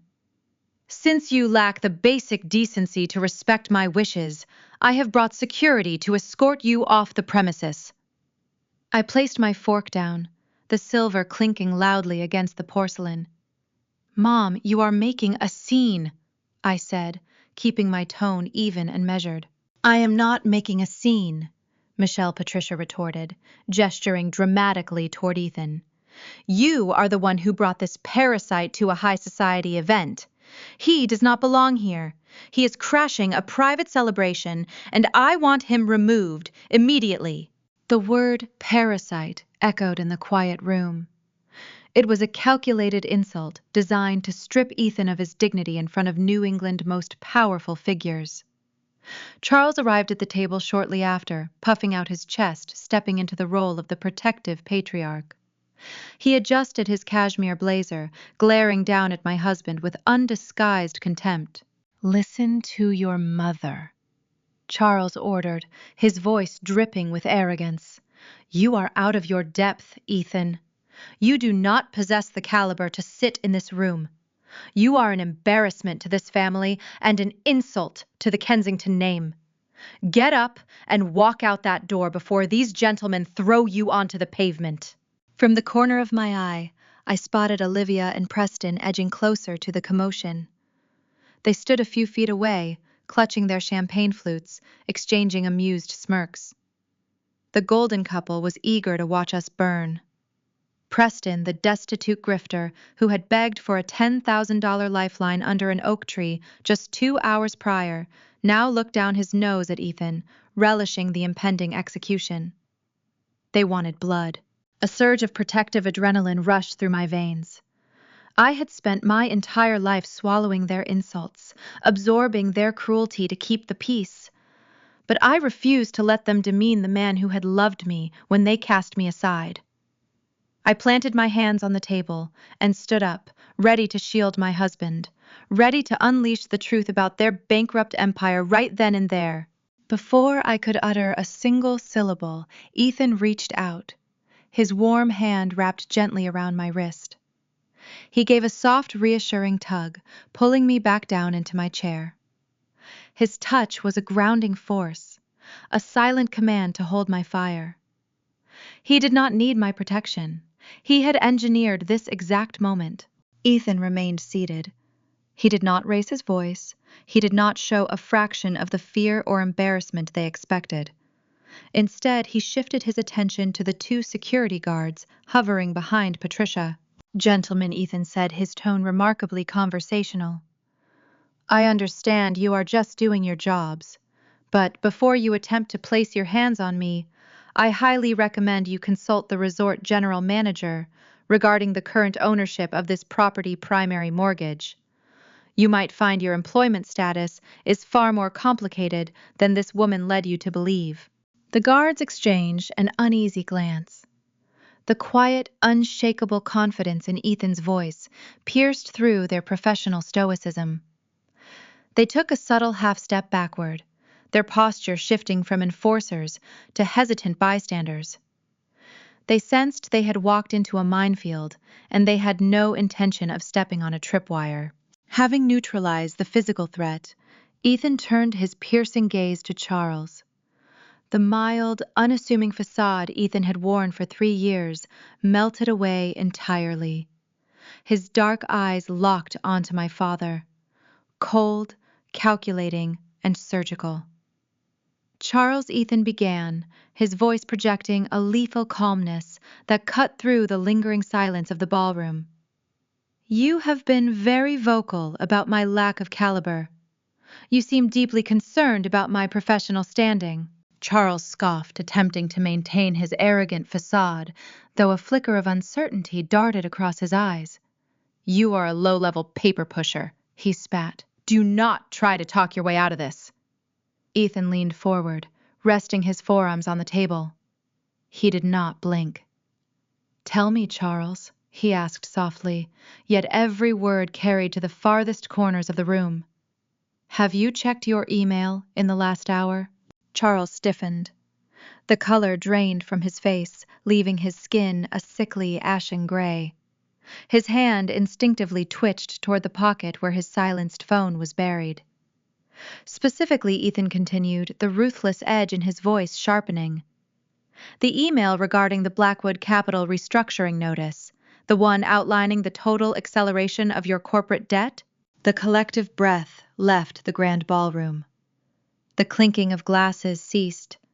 The whispered gossip died in the throats of the Boston elite. A profound, suffocating silence descended upon the crystal-adorned space, heavy with the realization that the hierarchy of power had just been flipped on its head. Charles stood paralyzed, his mouth slightly open, staring at the man he had called a peasant, finally recognizing the face of his own executioner. Ethan did not flinch under the hostile glares of the two security guards. Instead, he reached forward across the white linen tablecloth. He picked up a heavy silver spoon resting near his plate. He brought the polished metal against the rim of his crystal water goblet. A sharp ringing tone pierced the suffocating atmosphere of the grand ballroom. He struck the glass a second time, then a third. The clear, chiming notes carried over the sprawling floral centerpieces and the towering swans carved from ice. The remaining murmurs in the hall evaporated into nothingness. 300 distinguished guests held their collective breath. Politicians who legislated state budgets and venture capitalists who funded global empires turned their undivided attention toward Table 19. They expected a chaotic scene. They anticipated watching the lowly son-in-law get dragged out by his collar. Ethan gave them a hostile takeover instead. Charles stood frozen near the edge of the dance floor. The blood rushed from his face, leaving his skin the color of old parchment. Ethan remained seated, projecting a quiet authority that dwarfed my father-manufactured bravado. "Blackwood Capital is not a faceless institutional predator, Charles," Ethan announced. His voice was smooth, resonant, and engineered to reach every ear in the room without ever rising to a shout. "It is a subsidiary acquisition vehicle registered under my primary firm." My father opened his mouth, but no sound emerged. His vocal cords seemed paralyzed by the sheer magnitude of the sudden revelation. Charles had spent his entire career underestimating everyone around him. He built his identity on the assumption that he was always the smartest man in the room. Now the man he had dismissed as a peasant was casually dismantling his life. "We officially acquired your primary debt facility 3 weeks ago," Ethan continued, his tone remaining conversational yet lethal. "We bought the commercial loans holding up your boutique biotech firm. We purchased the offshore credit lines you used to fund this extravagant wedding and your Beacon Hill mortgage." The words hung in the chilling silence. The wealthy attendees exchanged bewildered glances. The social hierarchy of Boston was shifting beneath their feet. "As of 9 o'clock this morning, you missed your margin call," Ethan stated, leaning slightly forward. "The grace period expired. Your accounts failed to produce the required capital. We have executed our right to accelerate the loan. Every cent you owe is now due in full." Patricia broke the paralyzing spell. She let out a shrill, piercing shriek that echoed off the vaulted ceiling. Her carefully maintained composure shattered into a million frantic pieces. "He is lying!" my mother screamed, pointing a trembling finger at Ethan. The heavy pearl necklace around her throat shook with her erratic breathing. "Do not listen to him, Charles. He is a pathetic paper pusher, trying to ruin Olivia's perfect day. He has no money. He has no power. He is a fraud." Patricia was hyperventilating. For her entire adult life, she had utilized intimidation and wealth to control her narrative.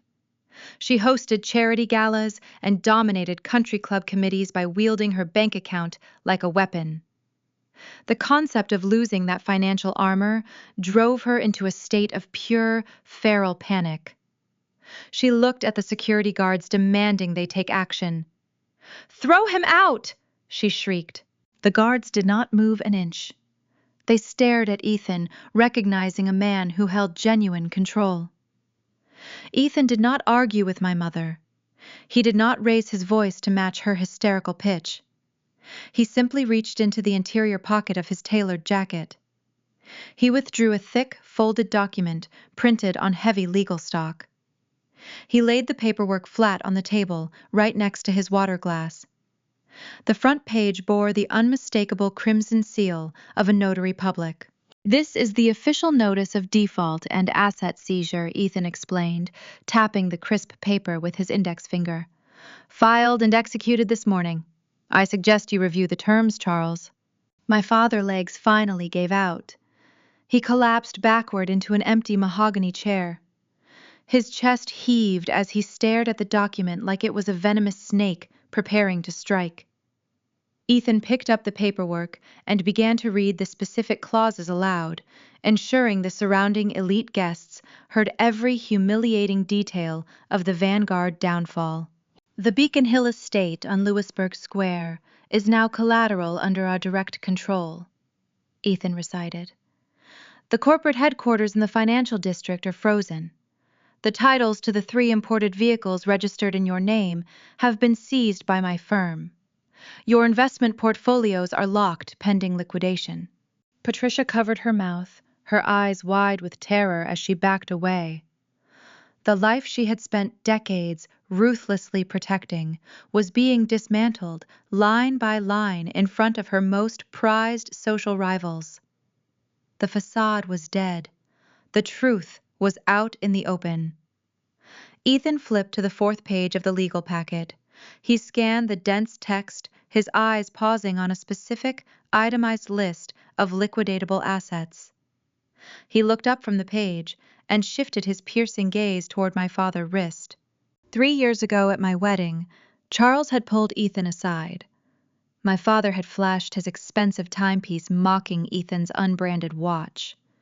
Charles had smugly declared that time was only valuable when a man could afford to measure it properly. Ethan had remembered that insult. He had waited patiently for the perfect moment to return the favor. "I recall you giving me a lecture about the value of time," Ethan said softly. Charles flinched, pulling his arm closer to his chest. A layer of cold sweat coated his forehead. Ethan offered a cold, surgical smile. "It seems your time is officially up. If you look at page 4, section C, you will notice that your Patek Philippe watch is explicitly listed as a seized asset. I suggest you take it off now to avoid further legal complications." The room was paralyzed. The sheer audacity of the demand stunned the gathered aristocracy into a breathless stupor. No one moved. No one spoke. The venture capitalists and the state senators stood rooted to the marble floor, witnessing the utter destruction of a dynasty. The power dynamic that had governed my entire existence flipped in a matter of seconds. The invisible nobody my parents had constantly degraded was now the undisputed master of their ruin. I sat beside my husband, watching the arrogant matriarch and the tyrannical patriarch shrink into terrified, broken shells. The terrifying authority figures of my childhood were gone. In their place sat 2 desperate frauds who had built a castle on a foundation of quicksand. My heart beat with a steady, triumphant rhythm. I did not feel pity for the people who had tortured me. I felt the profound, liberating rush of justice. Charles reached across the table with a trembling hand, his fingers brushing against the notary seal on the legal packet. He read the header. The reality of his destitution finally pierced his lifelong delusion. A low, guttural sob escaped his throat. He looked up at Patricia, shaking his head. It was over, but the destruction was not yet finished. From the edge of the paralyzed crowd, Olivia pushed her way forward. She dragged Preston behind her, the torn silk of her dress sweeping across the polished floor. She stared at our table, her face contorted with panic and disbelief. The Golden Daughter needed a savior, and she was about to turn to the very man who possessed nothing but his own crushing liabilities. The illusion was crumbling on all fronts, and the final curtain was preparing to fall. Charles crumpled into the mahogany chair as if the bones in his legs had turned to ash. His fingers, adorned with a gold signet ring, trembled wildly as they clutched the crisp foreclosure document. The arrogant patriarch who had terrorized my youth, who had threatened to blacklist my scientific career just hours ago, was gone. In his place sat a hollow, broken old man, gasping for air. The illusion of his biotech empire lay scattered on the white tablecloth, reduced to ink and notary seals. Olivia could not comprehend the scene unfolding before her. Since childhood, my sister had resided in a meticulously constructed bubble of privilege. Patricia had shielded her from every consequence, grooming her to be the flawless centerpiece of the Vanguard dynasty. Olivia never balanced a checkbook. She never asked how her imported silk dresses were funded. She simply expected the universe to provide. Seeing our father physically deflate sent a shockwave of raw panic through her system. She spun around to face her new husband. The jagged tear in her custom bridal gown dragged across the polished dance floor. "Preston, do something!" Olivia shrieked. Her voice cracked, losing its cultivated aristocratic lilt. "Tell him to back off! Call your father! Your family can fix this right now! Pay the debt and get these security guards out of our reception!" She grabbed Preston by the lapels of his rented tuxedo, fully expecting the Kensington real estate fortune to materialize like a protective shield. She anticipated a swift, ruthless display of old money dominance. Preston did not produce a checkbook. He did not pull out his phone to summon a fleet of corporate attorneys. Instead, the groom took a staggering step backward, peeling Olivia's fingers off his jacket. A thick layer of perspiration coated his pale forehead. His aristocratic posture, the smug tilt of his chin that he wore like a crown, dissolved into the ether. He looked like a cornered animal. "I cannot," Preston stammered. His voice was barely a whisper, yet it echoed in the silent, watchful ballroom. "What do you mean you cannot?" Patricia hissed, joining her daughter. The matriarch turned her desperate, frantic gaze toward her new son-in-law. "You are a Kensington. Your trust fund alone could buy this pathetic little debt collection firm 10 times over. Put an end to this charade." Under the suffocating weight of their demands, Preston squeezed his eyes shut. His chest heaved, the silence stretched thick and suffocating as the golden boy of Boston high society failed to produce a single cent. Ethan observed the frantic exchange from his seat. He rested his chin on his steepled fingers, radiating a cool surgical detachment. My husband had spent years analyzing the anatomy of financial ruin. He knew exactly when to deliver the fatal strike. "I would not rely on the Kensington Treasury to save your estate," Patricia Ethan remarked. His calm tone sliced through the hysteria like a scalpel. "I am afraid Preston is currently experiencing a severe liquidity crisis of his own." Preston snapped his eyes open and glared at Ethan. "Keep your mouth shut," the groom hissed, though the threat lacked any real bite. It was the desperate plea of a drowning man. Ethan ignored the feeble command. He addressed my sister directly, ensuring his voice carried to the surrounding crowd of state senators and venture capitalists. "Olivia," Ethan said softly, "did your husband mention the conversation we had under the oak tree before the ceremony began?" Olivia whipped her head back and forth between the two men, her pristine makeup smudged by the onset of panicked tears. "What conversation?" "He tried to sell me a digital token," Ethan explained, leaning back in his chair. Mere minutes before walking down the aisle, the heir to the Kensington dynasty pitched me a multi-level marketing scheme involving offshore cryptocurrency. He asked me for a $10,000 buy-in. He begged for it, actually. The ballroom erupted into a low, buzzing murmur. The scandalized whispers of the New England elite swept across the crystal-adorned tables. A prominent judge, sitting near the ice sculpture, covered his mouth to hide a gasp. "That is a lie," Charles gasped, clutching his chest. His eyes darted to Preston, silently begging the young man to refute the accusation. "Tell him he is lying, Preston." Preston looked away, unable to meet my father's gaze. "It is the truth," Ethan continued relentlessly. "The legendary real estate portfolio you are counting on to bail out your biotech firm is a ghost ship, Charles. I ran the background analytics myself. The Kensington assets are locked in a decade-long international litigation battle over unpaid taxes and fraudulent holding corporations. They do not possess a single liquid asset. Preston is heavily leveraged. He owes money to creditors in 3 different time zones." The revelation struck the Vanguard family like a physical blow. The air rushed out of the room. I watched the horrifying realization dawn on my parents' faces. The Preston paradox was fully unmasked. My father had forced this lavish, ruinous wedding because he firmly believed the Kensington wealth would rescue his sinking company. He traded his daughter hand for a phantom bailout. Simultaneously, Preston had proposed to Olivia because he believed Charles Vanguard was an untouchable titan of industry. The groom thought his new father-in-law would casually pay off his staggering personal liabilities to protect the family reputation. The two patriarchs stared at each other across the polished marble floor. The mutual deception laid bare between them was almost Shakespearean in its tragedy. They had spent months courting each other, posturing at country clubs, bragging about their respective empires. They had both actively conned one another. They were 2 destitute grifters who had merged their empty bank accounts in a spectacular display of high society fraud.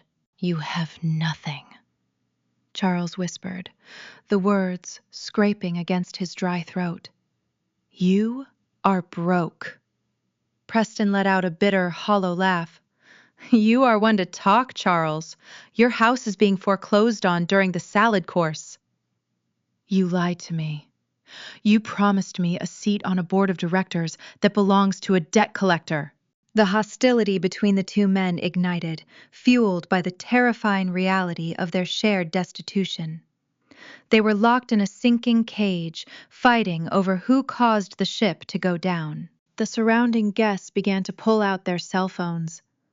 The Boston elite, the very people my mother had spent her life trying to impress, were now eagerly documenting her total social execution.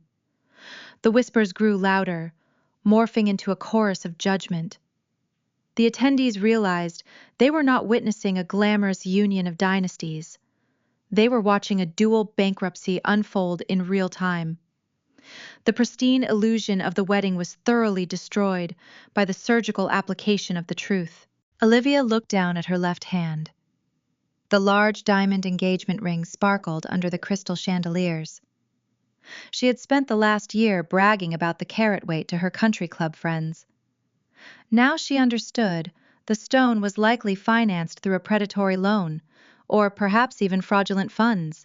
She realized the terrifying permanence of the vows she had recited just an hour ago. She had legally bound herself to a man who possessed 0 capital and a mountain of international debt.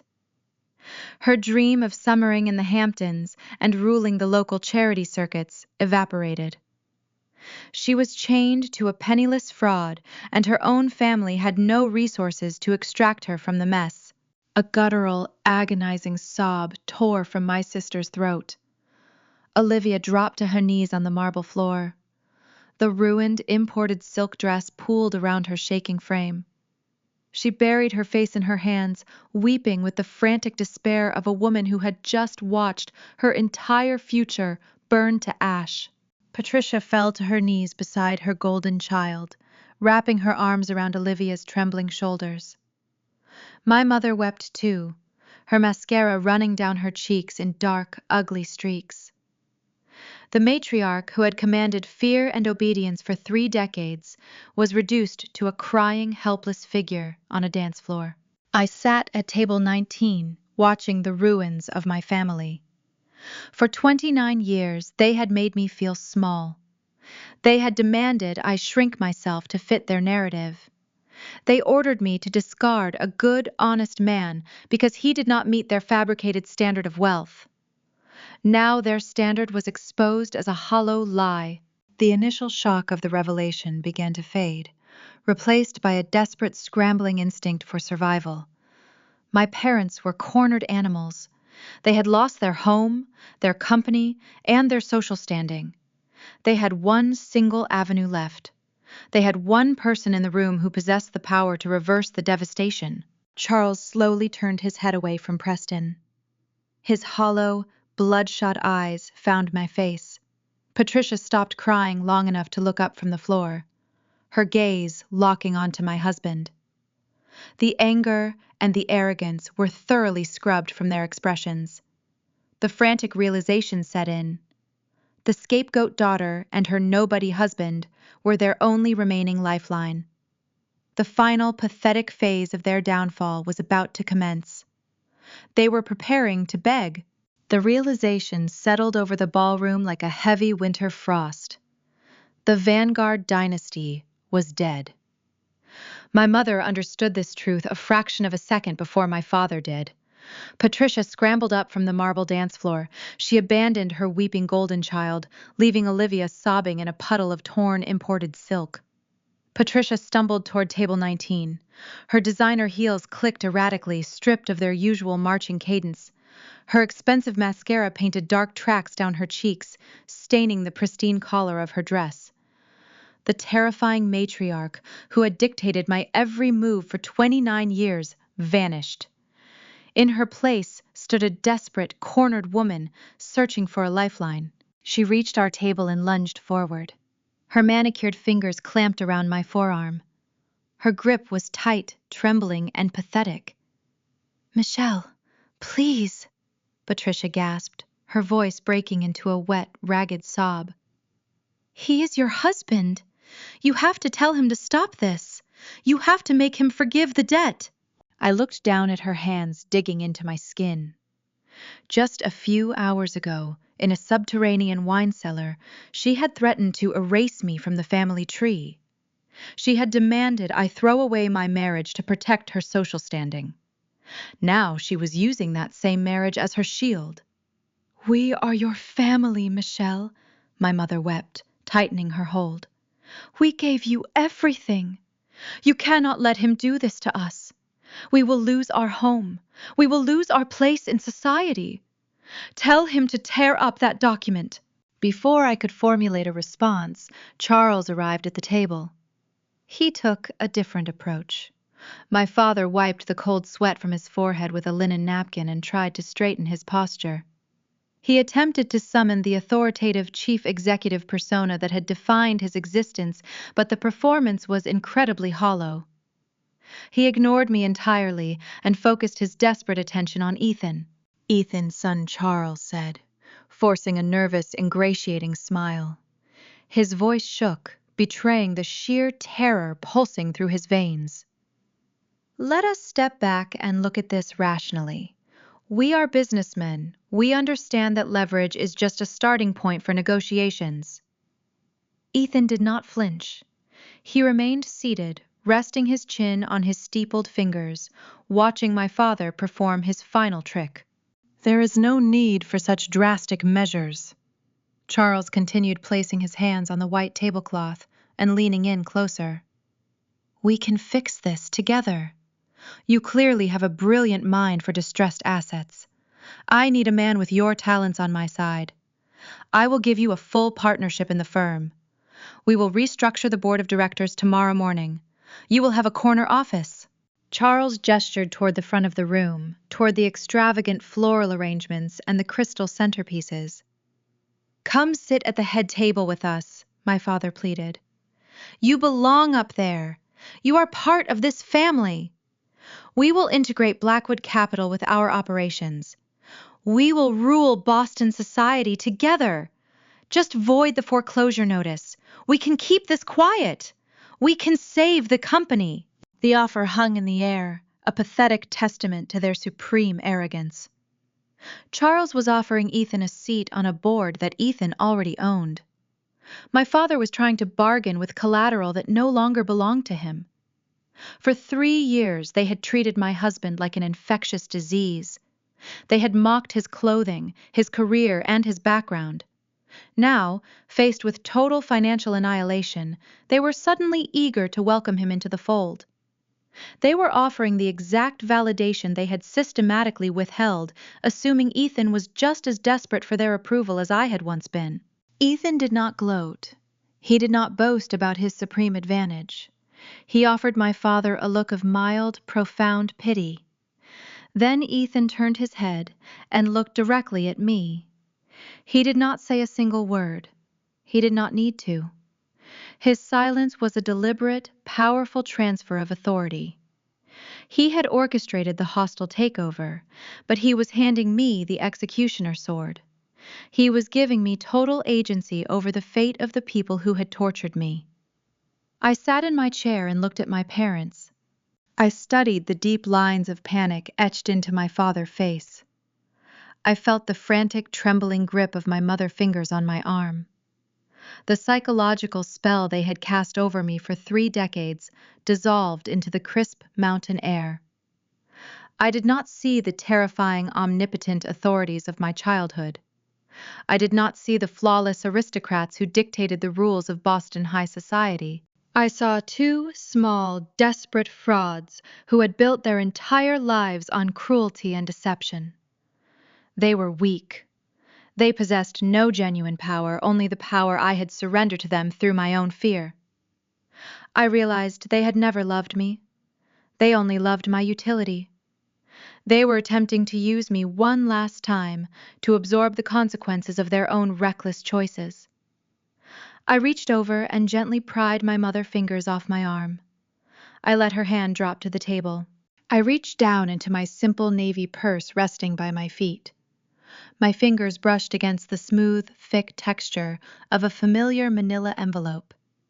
It was the exact same envelope Patricia had slid across the oak barrel in the wine cellar the night before.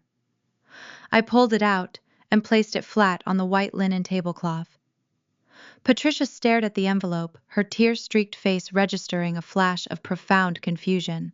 I opened the flap and withdrew the stack of pre-drawn divorce papers. The neon-pink sticky notes still clung to the signature lines, mocking the severity of the document. I picked up a silver pen resting near my water goblet. I flipped the thick stack of legal papers over, exposing the blank, crisp white backing of the final page. My heart beat with a slow, steady rhythm. The ghosts of my past fell silent, replaced by an overwhelming sense of clarity. I pressed the tip of the pen against the paper. I wrote 2 words in large, deliberate block letters. The ink bled into the page, dark and permanent. I set the pen down. I slid the papers back across the table, pushing them until they touched my mother's trembling hands. Patricia looked down. Her breath hitched in her throat. Written across the back of the divorce papers in bold, unforgiving letters were the words, "Eviction Notice."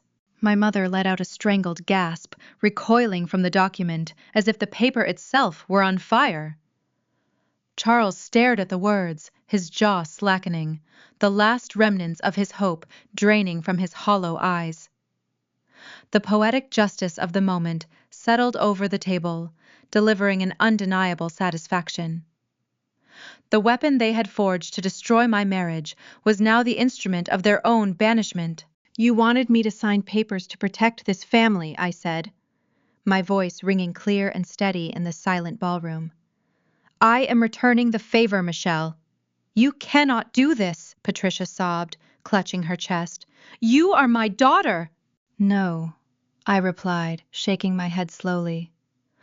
I was your scapegoat. I was the acceptable casualty. You handed me those papers last night and told me I was dead to you if I did not discard my husband. You made your choice in the wine cellar. You chose the illusion. You chose the Kensington name. You chose the aesthetic. I looked at my father, who was staring blankly at the marble floor, lost in the ruins of his shattered ego. You do not get to claim me now just because the illusion ran out of funding, I continued. You do not get to call him your son after treating him like dirt on your shoes. You wanted to know what Ethan does for a living? You wanted to know why he wears unbranded suits? He wears them because he does not need to pretend to be wealthy. He actually is. The surrounding guests watched in stunned fascination. The Whisper network of Boston society was already memorizing every word, preparing to feast on the Vanguard downfall for years to come. We have nowhere to go, Patricia pleaded, her voice dropping to a frantic whisper, a final attempt to invoke my pity. If you take the house, we have nothing. We will be ruined. Please, Michelle, have mercy on us. I looked at her, feeling a liberating emptiness where my guilt used to reside. I rejected her plea without a second thought. The era of my submission was officially over. The ballroom remained suspended in a breathless vacuum. I stood tall, feeling the ghosts of my past slough off my shoulders. For nearly 3 decades, I had swallowed my own voice. I had allowed Patricia to curate my existence, accepting the crumbs of affection she occasionally dropped from her high table. I remembered the endless critiques regarding my appearance, my career choice, and my reluctance to play the role of the subservient prop. I recalled the holidays where I was intentionally cropped out of the family greeting cards, deemed too plain to represent the Vanguard brand. I addressed my parents, but my words resonated throughout the entire hall, reaching the ears of the venture capitalists and politicians who had enabled their toxic reign. You handed me an ultimatum last night, I said, keeping my tone measured and calm. The raw power of my delivery stemmed from its quiet certainty. You trapped me in that wine cellar and demanded I sever the most important bond in my life. You told me I had to choose between my husband and my bloodline. You weaponized my inheritance and threatened to blacklist my biostatistical research across New England. You promised to destroy my algorithms and erase my professional future if I did not submit to your demands. Patricia stared at the floor, her shoulders trembling uncontrollably. The gathered elites exchanged sharp, judgmental glances. A prominent Superior Court judge, sitting near the ice sculpture, slowly lowered his champagne flute, his expression hardening into a mask of disgust. The pristine Vanguard facade was being dismantled publicly, exposing the rot underneath. You spent years belittling Ethan. I continued, my gaze sweeping over my mother and father. You mocked his clothes. You ridiculed his profession. You treated him like a contagious disease because he did not possess a trust fund or a yacht. You told me to divorce him because he was not good enough for you. I paused, letting the silence amplify the weight of my next sentence. You were right. I stated, my voice echoing against the vaulted ceiling.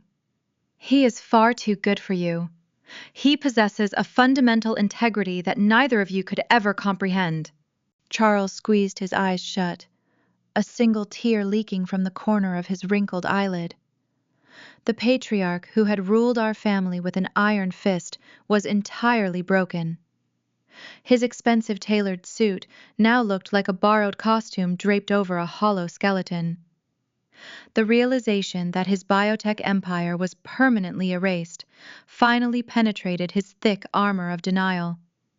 He had lost the Lewisburg Square estate. He had lost his corporate accounts. He faced an impending wave of federal audits and unparalleled public disgrace. Charles slowly lifted his head and looked at my husband. The arrogance that usually defined his features was replaced by a cloying, sickening desperation. The transition from a proud titan of industry to a begging subordinate was jarring to witness.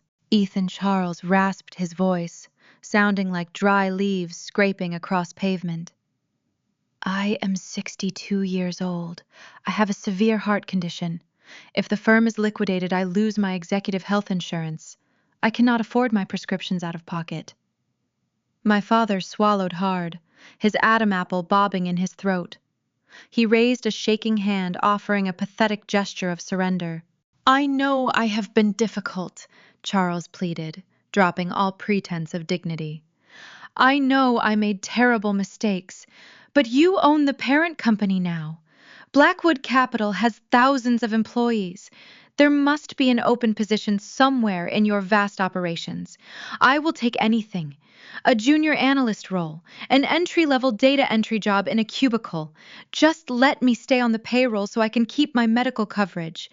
I will report to whoever you assign. I will work quietly. I just need the insurance. The sheer indignity of the request sent a shockwave through the audience. The former chief executive officer was publicly begging his despised son-in-law for a data entry position.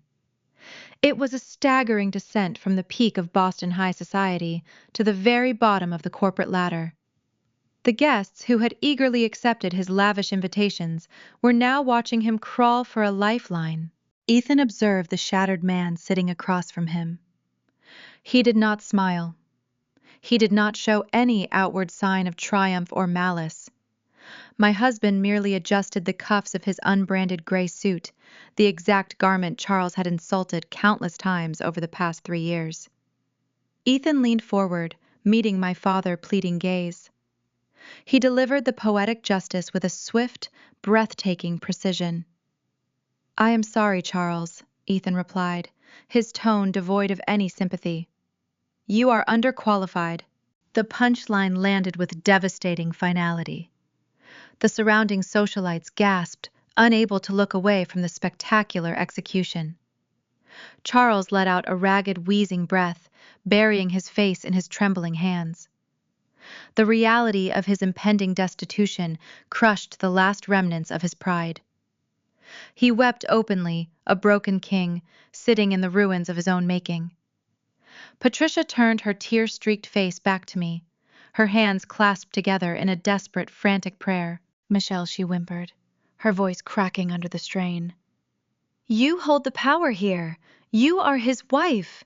Tell him to show mercy. Forgive the debt. Give us a second chance to be a real family. We can start over. I looked at the woman who had orchestrated decades of emotional torment. I searched my heart for a fraction of the loyalty she was trying to invoke. I found nothing but a profound, liberating indifference. The psychological chains she had forged were permanently shattered. There is no debt forgiveness, I answered, my voice unyielding and steady. You built a house of cards on a foundation of lies and cruelty. You leveraged your own daughter to fund a counterfeit lifestyle. You must face the consequences of your financial recklessness. I will not save you from the fires you started. From the edge of the dance floor, Olivia pushed past a paralyzed waiter. My sister stumbled forward, her ruined silk wedding dress trailing behind her like a tattered flag of surrender. Her perfect blonde hair hung in disheveled strands around her flushed, tear-stained face. She glared at me, her lifelong entitlement bubbling to the surface, even in the midst of total ruin. You cannot just walk away! Olivia shrieked, her voice shrill and demanding. You are destroying my wedding! You are ruining my entire life! Preston has no money. Dad is broke. We are going to lose the house. We have no credit cards. What are we supposed to do? My sister stood there, a ruined bride, demanding a solution from the sibling she had always treated as a disposable underling. Even now, stripped of her wealth, she expected me to fix her crisis. She expected me to sacrifice my own happiness to maintain her unearned comfort. I picked up my small navy purse from the floor. I slung the strap over my shoulder, adjusting the leather against my collarbone. I looked my sister directly in the eyes, offering her the only piece of advice she would ever receive from me again. "Learn to live like the rest of us," I replied. The words hung in the air, a final, undeniable verdict. I turned my back on table 19. Ethan stood up beside me, placing a gentle, supportive hand on the small of my back. Together, we walked away from the weeping remnants of the Vanguard dynasty. We moved toward the grand exit of the resort ballroom. The path was blocked by dozens of wealthy guests, prominent politicians, and industry leaders. As we approached, the crowd naturally parted. The Boston elite stepped aside in stunned, reverent silence, creating a wide, unobstructed aisle for us to pass through. No one whispered. No one dared to meet Ethan's gaze. They recognized the apex predator in the room, and they knew better than to stand in his path. We walked out through the towering oak double doors, leaving the crystal chandeliers, the sobbing bride, and the suffocating scent of imported orchids behind us. We stepped out into the cool, crisp mountain air, leaving the wreckage of my former life firmly in the past. The morning sun filters through the floor-to-ceiling windows of our Cambridge apartment, casting long golden shadows across the reclaimed oak floorboards. Outside, the Charles River catches the early light, a brilliant ribbon of blue cutting through the historic brick architecture of the academic district. I sit at my desk, surrounded by stacks of research papers and glowing monitors. I am currently running complex data simulations for a groundbreaking pediatric oncology initiative. The statistical models process smoothly, yielding promising results that could alter the landscape of modern medicine. 3 months ago, Charles threatened to blacklist me across the entire New England biotech industry. He promised to ensure my algorithms were permanently buried if I refused to discard my husband. That threat evaporated the precise second Blackwood Capital liquidated his assets. My career is thriving, untethered from the oppressive shadow of the Vanguard name. I am recognized for the merit of my mind, not the prestige of my bloodline. The collapse of my parents' empire was swift, surgical, and merciless. We watched the fallout unfold from a safe distance, reading the quiet items buried in the financial sections of the local papers. The boutique biotech investment firm was entirely dissolved within a fortnight. The corporate headquarters in the financial district were emptied, liquidators auctioned off the mahogany desks, the leather boardroom chairs, and the expensive imported espresso machines to cover the severance packages of the betrayed employees. Charles is currently facing a labyrinth of federal audits. The regulatory agencies discovered the extent of his fraudulent ledgers and leveraged debt. He spends his days sitting in a cramped rented condominium, drowning in legal paperwork, stripped of the executive health insurance he once weaponized against my husband. The Beacon Hill estate on Louisburg Square went to a public auction. I drove past it once on my way to a laboratory meeting. The heavy wrought iron gates were chained shut. A stark, sterile bank foreclosure notice was taped to the mahogany front door, flapping in the cold wind. The luxury vehicles were repossessed under the cover of darkness. For Patricia, the financial ruin was only a fraction of the punishment. She experienced a social death far more agonizing than any monetary loss. The elite charity boards she once ruled with an iron fist revoked her memberships overnight. Her name was scrubbed from the gala invitations, the country club rosters, and the society pages. The women who used to drink expensive mimosas in our manicured garden now look the other way if they happen to see her walking out of a discount grocery store. The prestige she worshipped abandoned her the moment her bank accounts froze. Olivia and Preston did not survive the week. Their fraudulent union shattered the instant they realized neither possessed a winning lottery ticket. The marriage was annulled amid a storm of bitter recriminations and public screaming matches in the lobby of a budget hotel. Olivia was forced to sell her imported silk wedding dress to a consignment shop just to afford a security deposit on a small apartment in a distant suburb. She is currently working as a receptionist at a dental office, forced to answer phones and file paperwork for minimum wage. The Kensington real estate fortune remains a ghost locked in endless international litigation. Preston is currently under investigation for federal fraud charges related to his offshore cryptocurrency schemes. The golden couple who had mocked Ethan for his lack of pedigree folded into nothingness the moment reality pierced their delusions.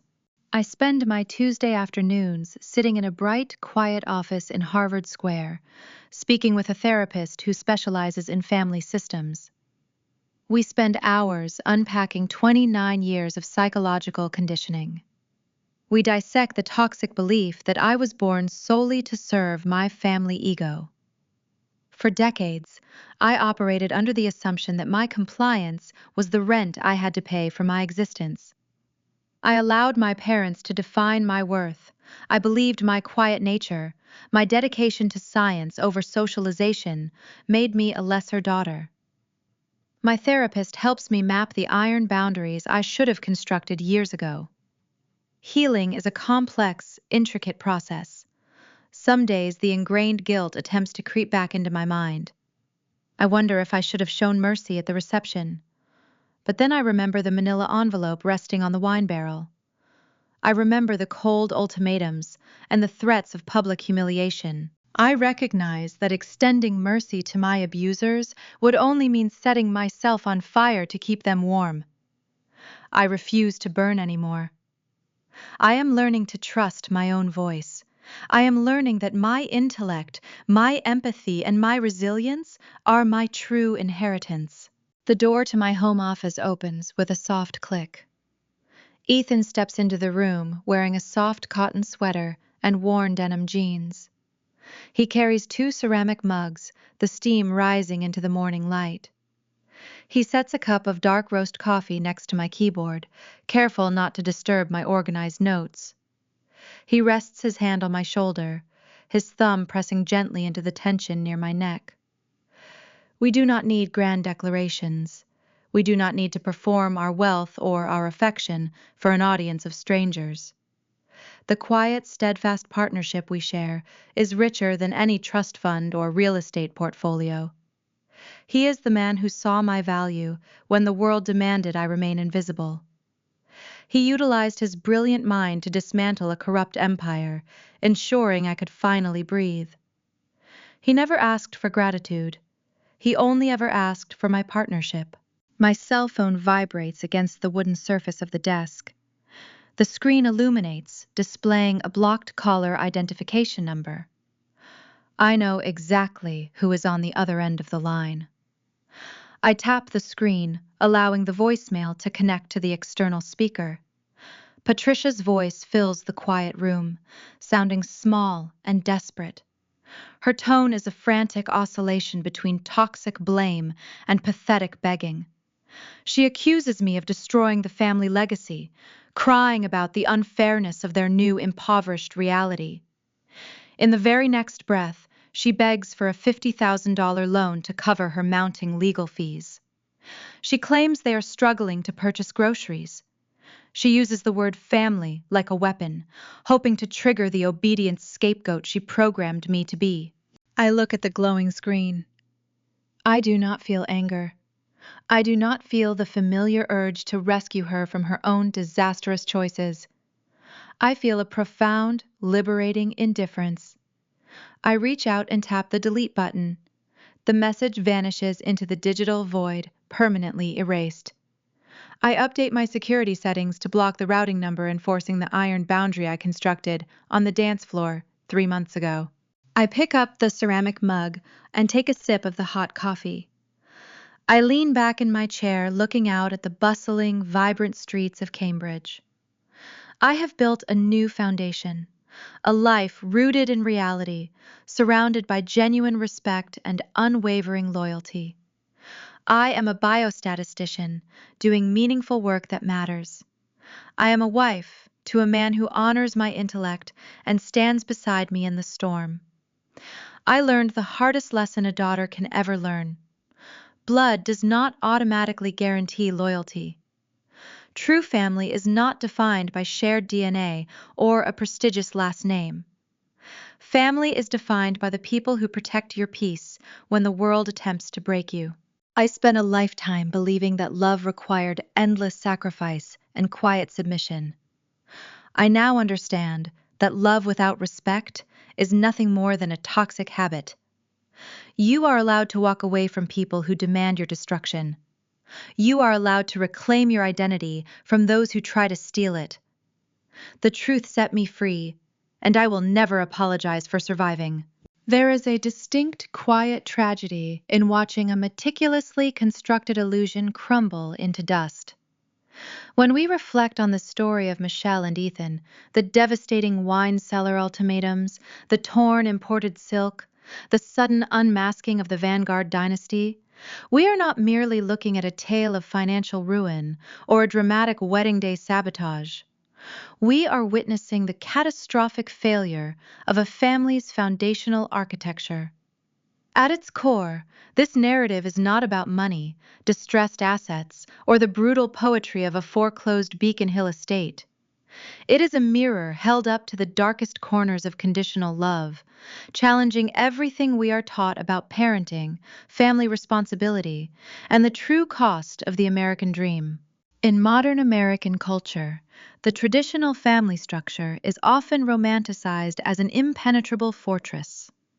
We are conditioned to believe that the home is a sanctuary, a place where children are nurtured, protected, and prepared for the complexities of the world. Yet, as Charles and Patricia Vanguard demonstrated, a home can easily become a gilded prison when honesty and fairness are traded for social currency. When parents prioritize pedigree over character, they stop raising children and begin curating a museum of their own unfulfilled ambitions. True parenting, the kind that fosters resilient, emotionally intelligent adults, requires a terrifying level of honesty. It demands that parents look at their children and see autonomous individuals rather than extensions of their own egos. The Vanguards failed this fundamental test. They divided their daughters into utility roles.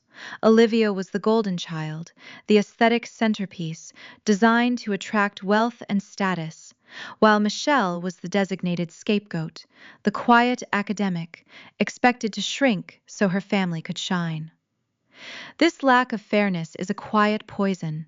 It teaches the favored child that love is merely a reward for performance, leaving them entirely unequipped for reality, as Olivia discovered when her fraudulent marriage collapsed.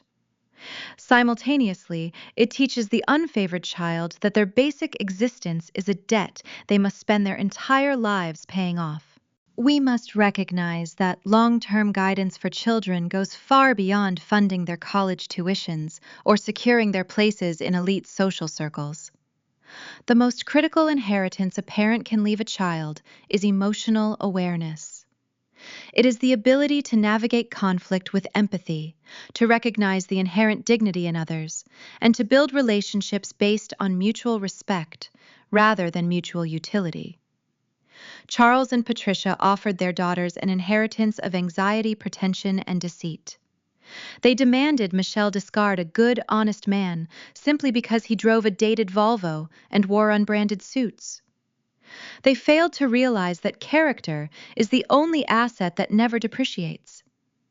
Ethan's quiet integrity and steadfast partnership were infinitely richer than any offshore real estate portfolio. Yet the Vanguards were too blinded by their own superficial metrics to see the gold right in front of them. If the echoes of Michelle's story resonate in the quiet hallways of your own memory, if you have ever been asked to shrink yourself to keep the peace, or if you have ever had to fight to reclaim your own worth from the people who were supposed to protect it, you are not alone. There is immense power in sharing these truths and finding a community that understands the heavy cost of breaking generational cycles. I invite you to join our community and follow Jessica Told Stories for more narratives that explore the deep, often unspoken realities of family dynamics, boundary setting, and the courageous pursuit of personal peace. Together, we can continue to unearth the stories that challenge us, heal us, and remind us of our inherent strength. The story of the Vanguard family forces us to confront a deeply uncomfortable philosophical reality, one that fiercely opposes conventional societal wisdom. We are taught from a very young age to honor thy father and mother. We are force-fed the narrative that blood is thicker than water, that family is an unbreakable bond, demanding unconditional loyalty regardless of the circumstances. Society insists that cutting ties with your family is the ultimate failure, a unnatural severing of the self. But this conventional wisdom is a dangerous fallacy. It is a mechanism designed to protect abusers under the guise of tradition. Here is the unvarnished truth. A biological transaction does not amount to a lifelong debt of servitude. Blood does not automatically guarantee loyalty, and shared DNA does not grant anyone the right to systematically dismantle your self-worth. Love without respect is not love at all. It is simply a toxic habit of control. The most profound act of self-preservation you can commit is realizing that your peace is worth more than their pedigree. Michelle's decision to slide those divorce papers back as an eviction notice was not an act of cruelty. It was the ultimate necessary assertion of her own humanity. She did not destroy her family. She merely allowed them to face the consequences of the destruction they had authored themselves. As you navigate the architecture of your own life, you may find yourself looking at the empty chairs at your holiday tables, or staring at the blocked numbers on your phone. Society will tell you to feel guilt for those absences. It will tell you that you are incomplete without your roots. But look closer at the spaces you have emptied. Are they truly voids, or are they monuments to your own survival?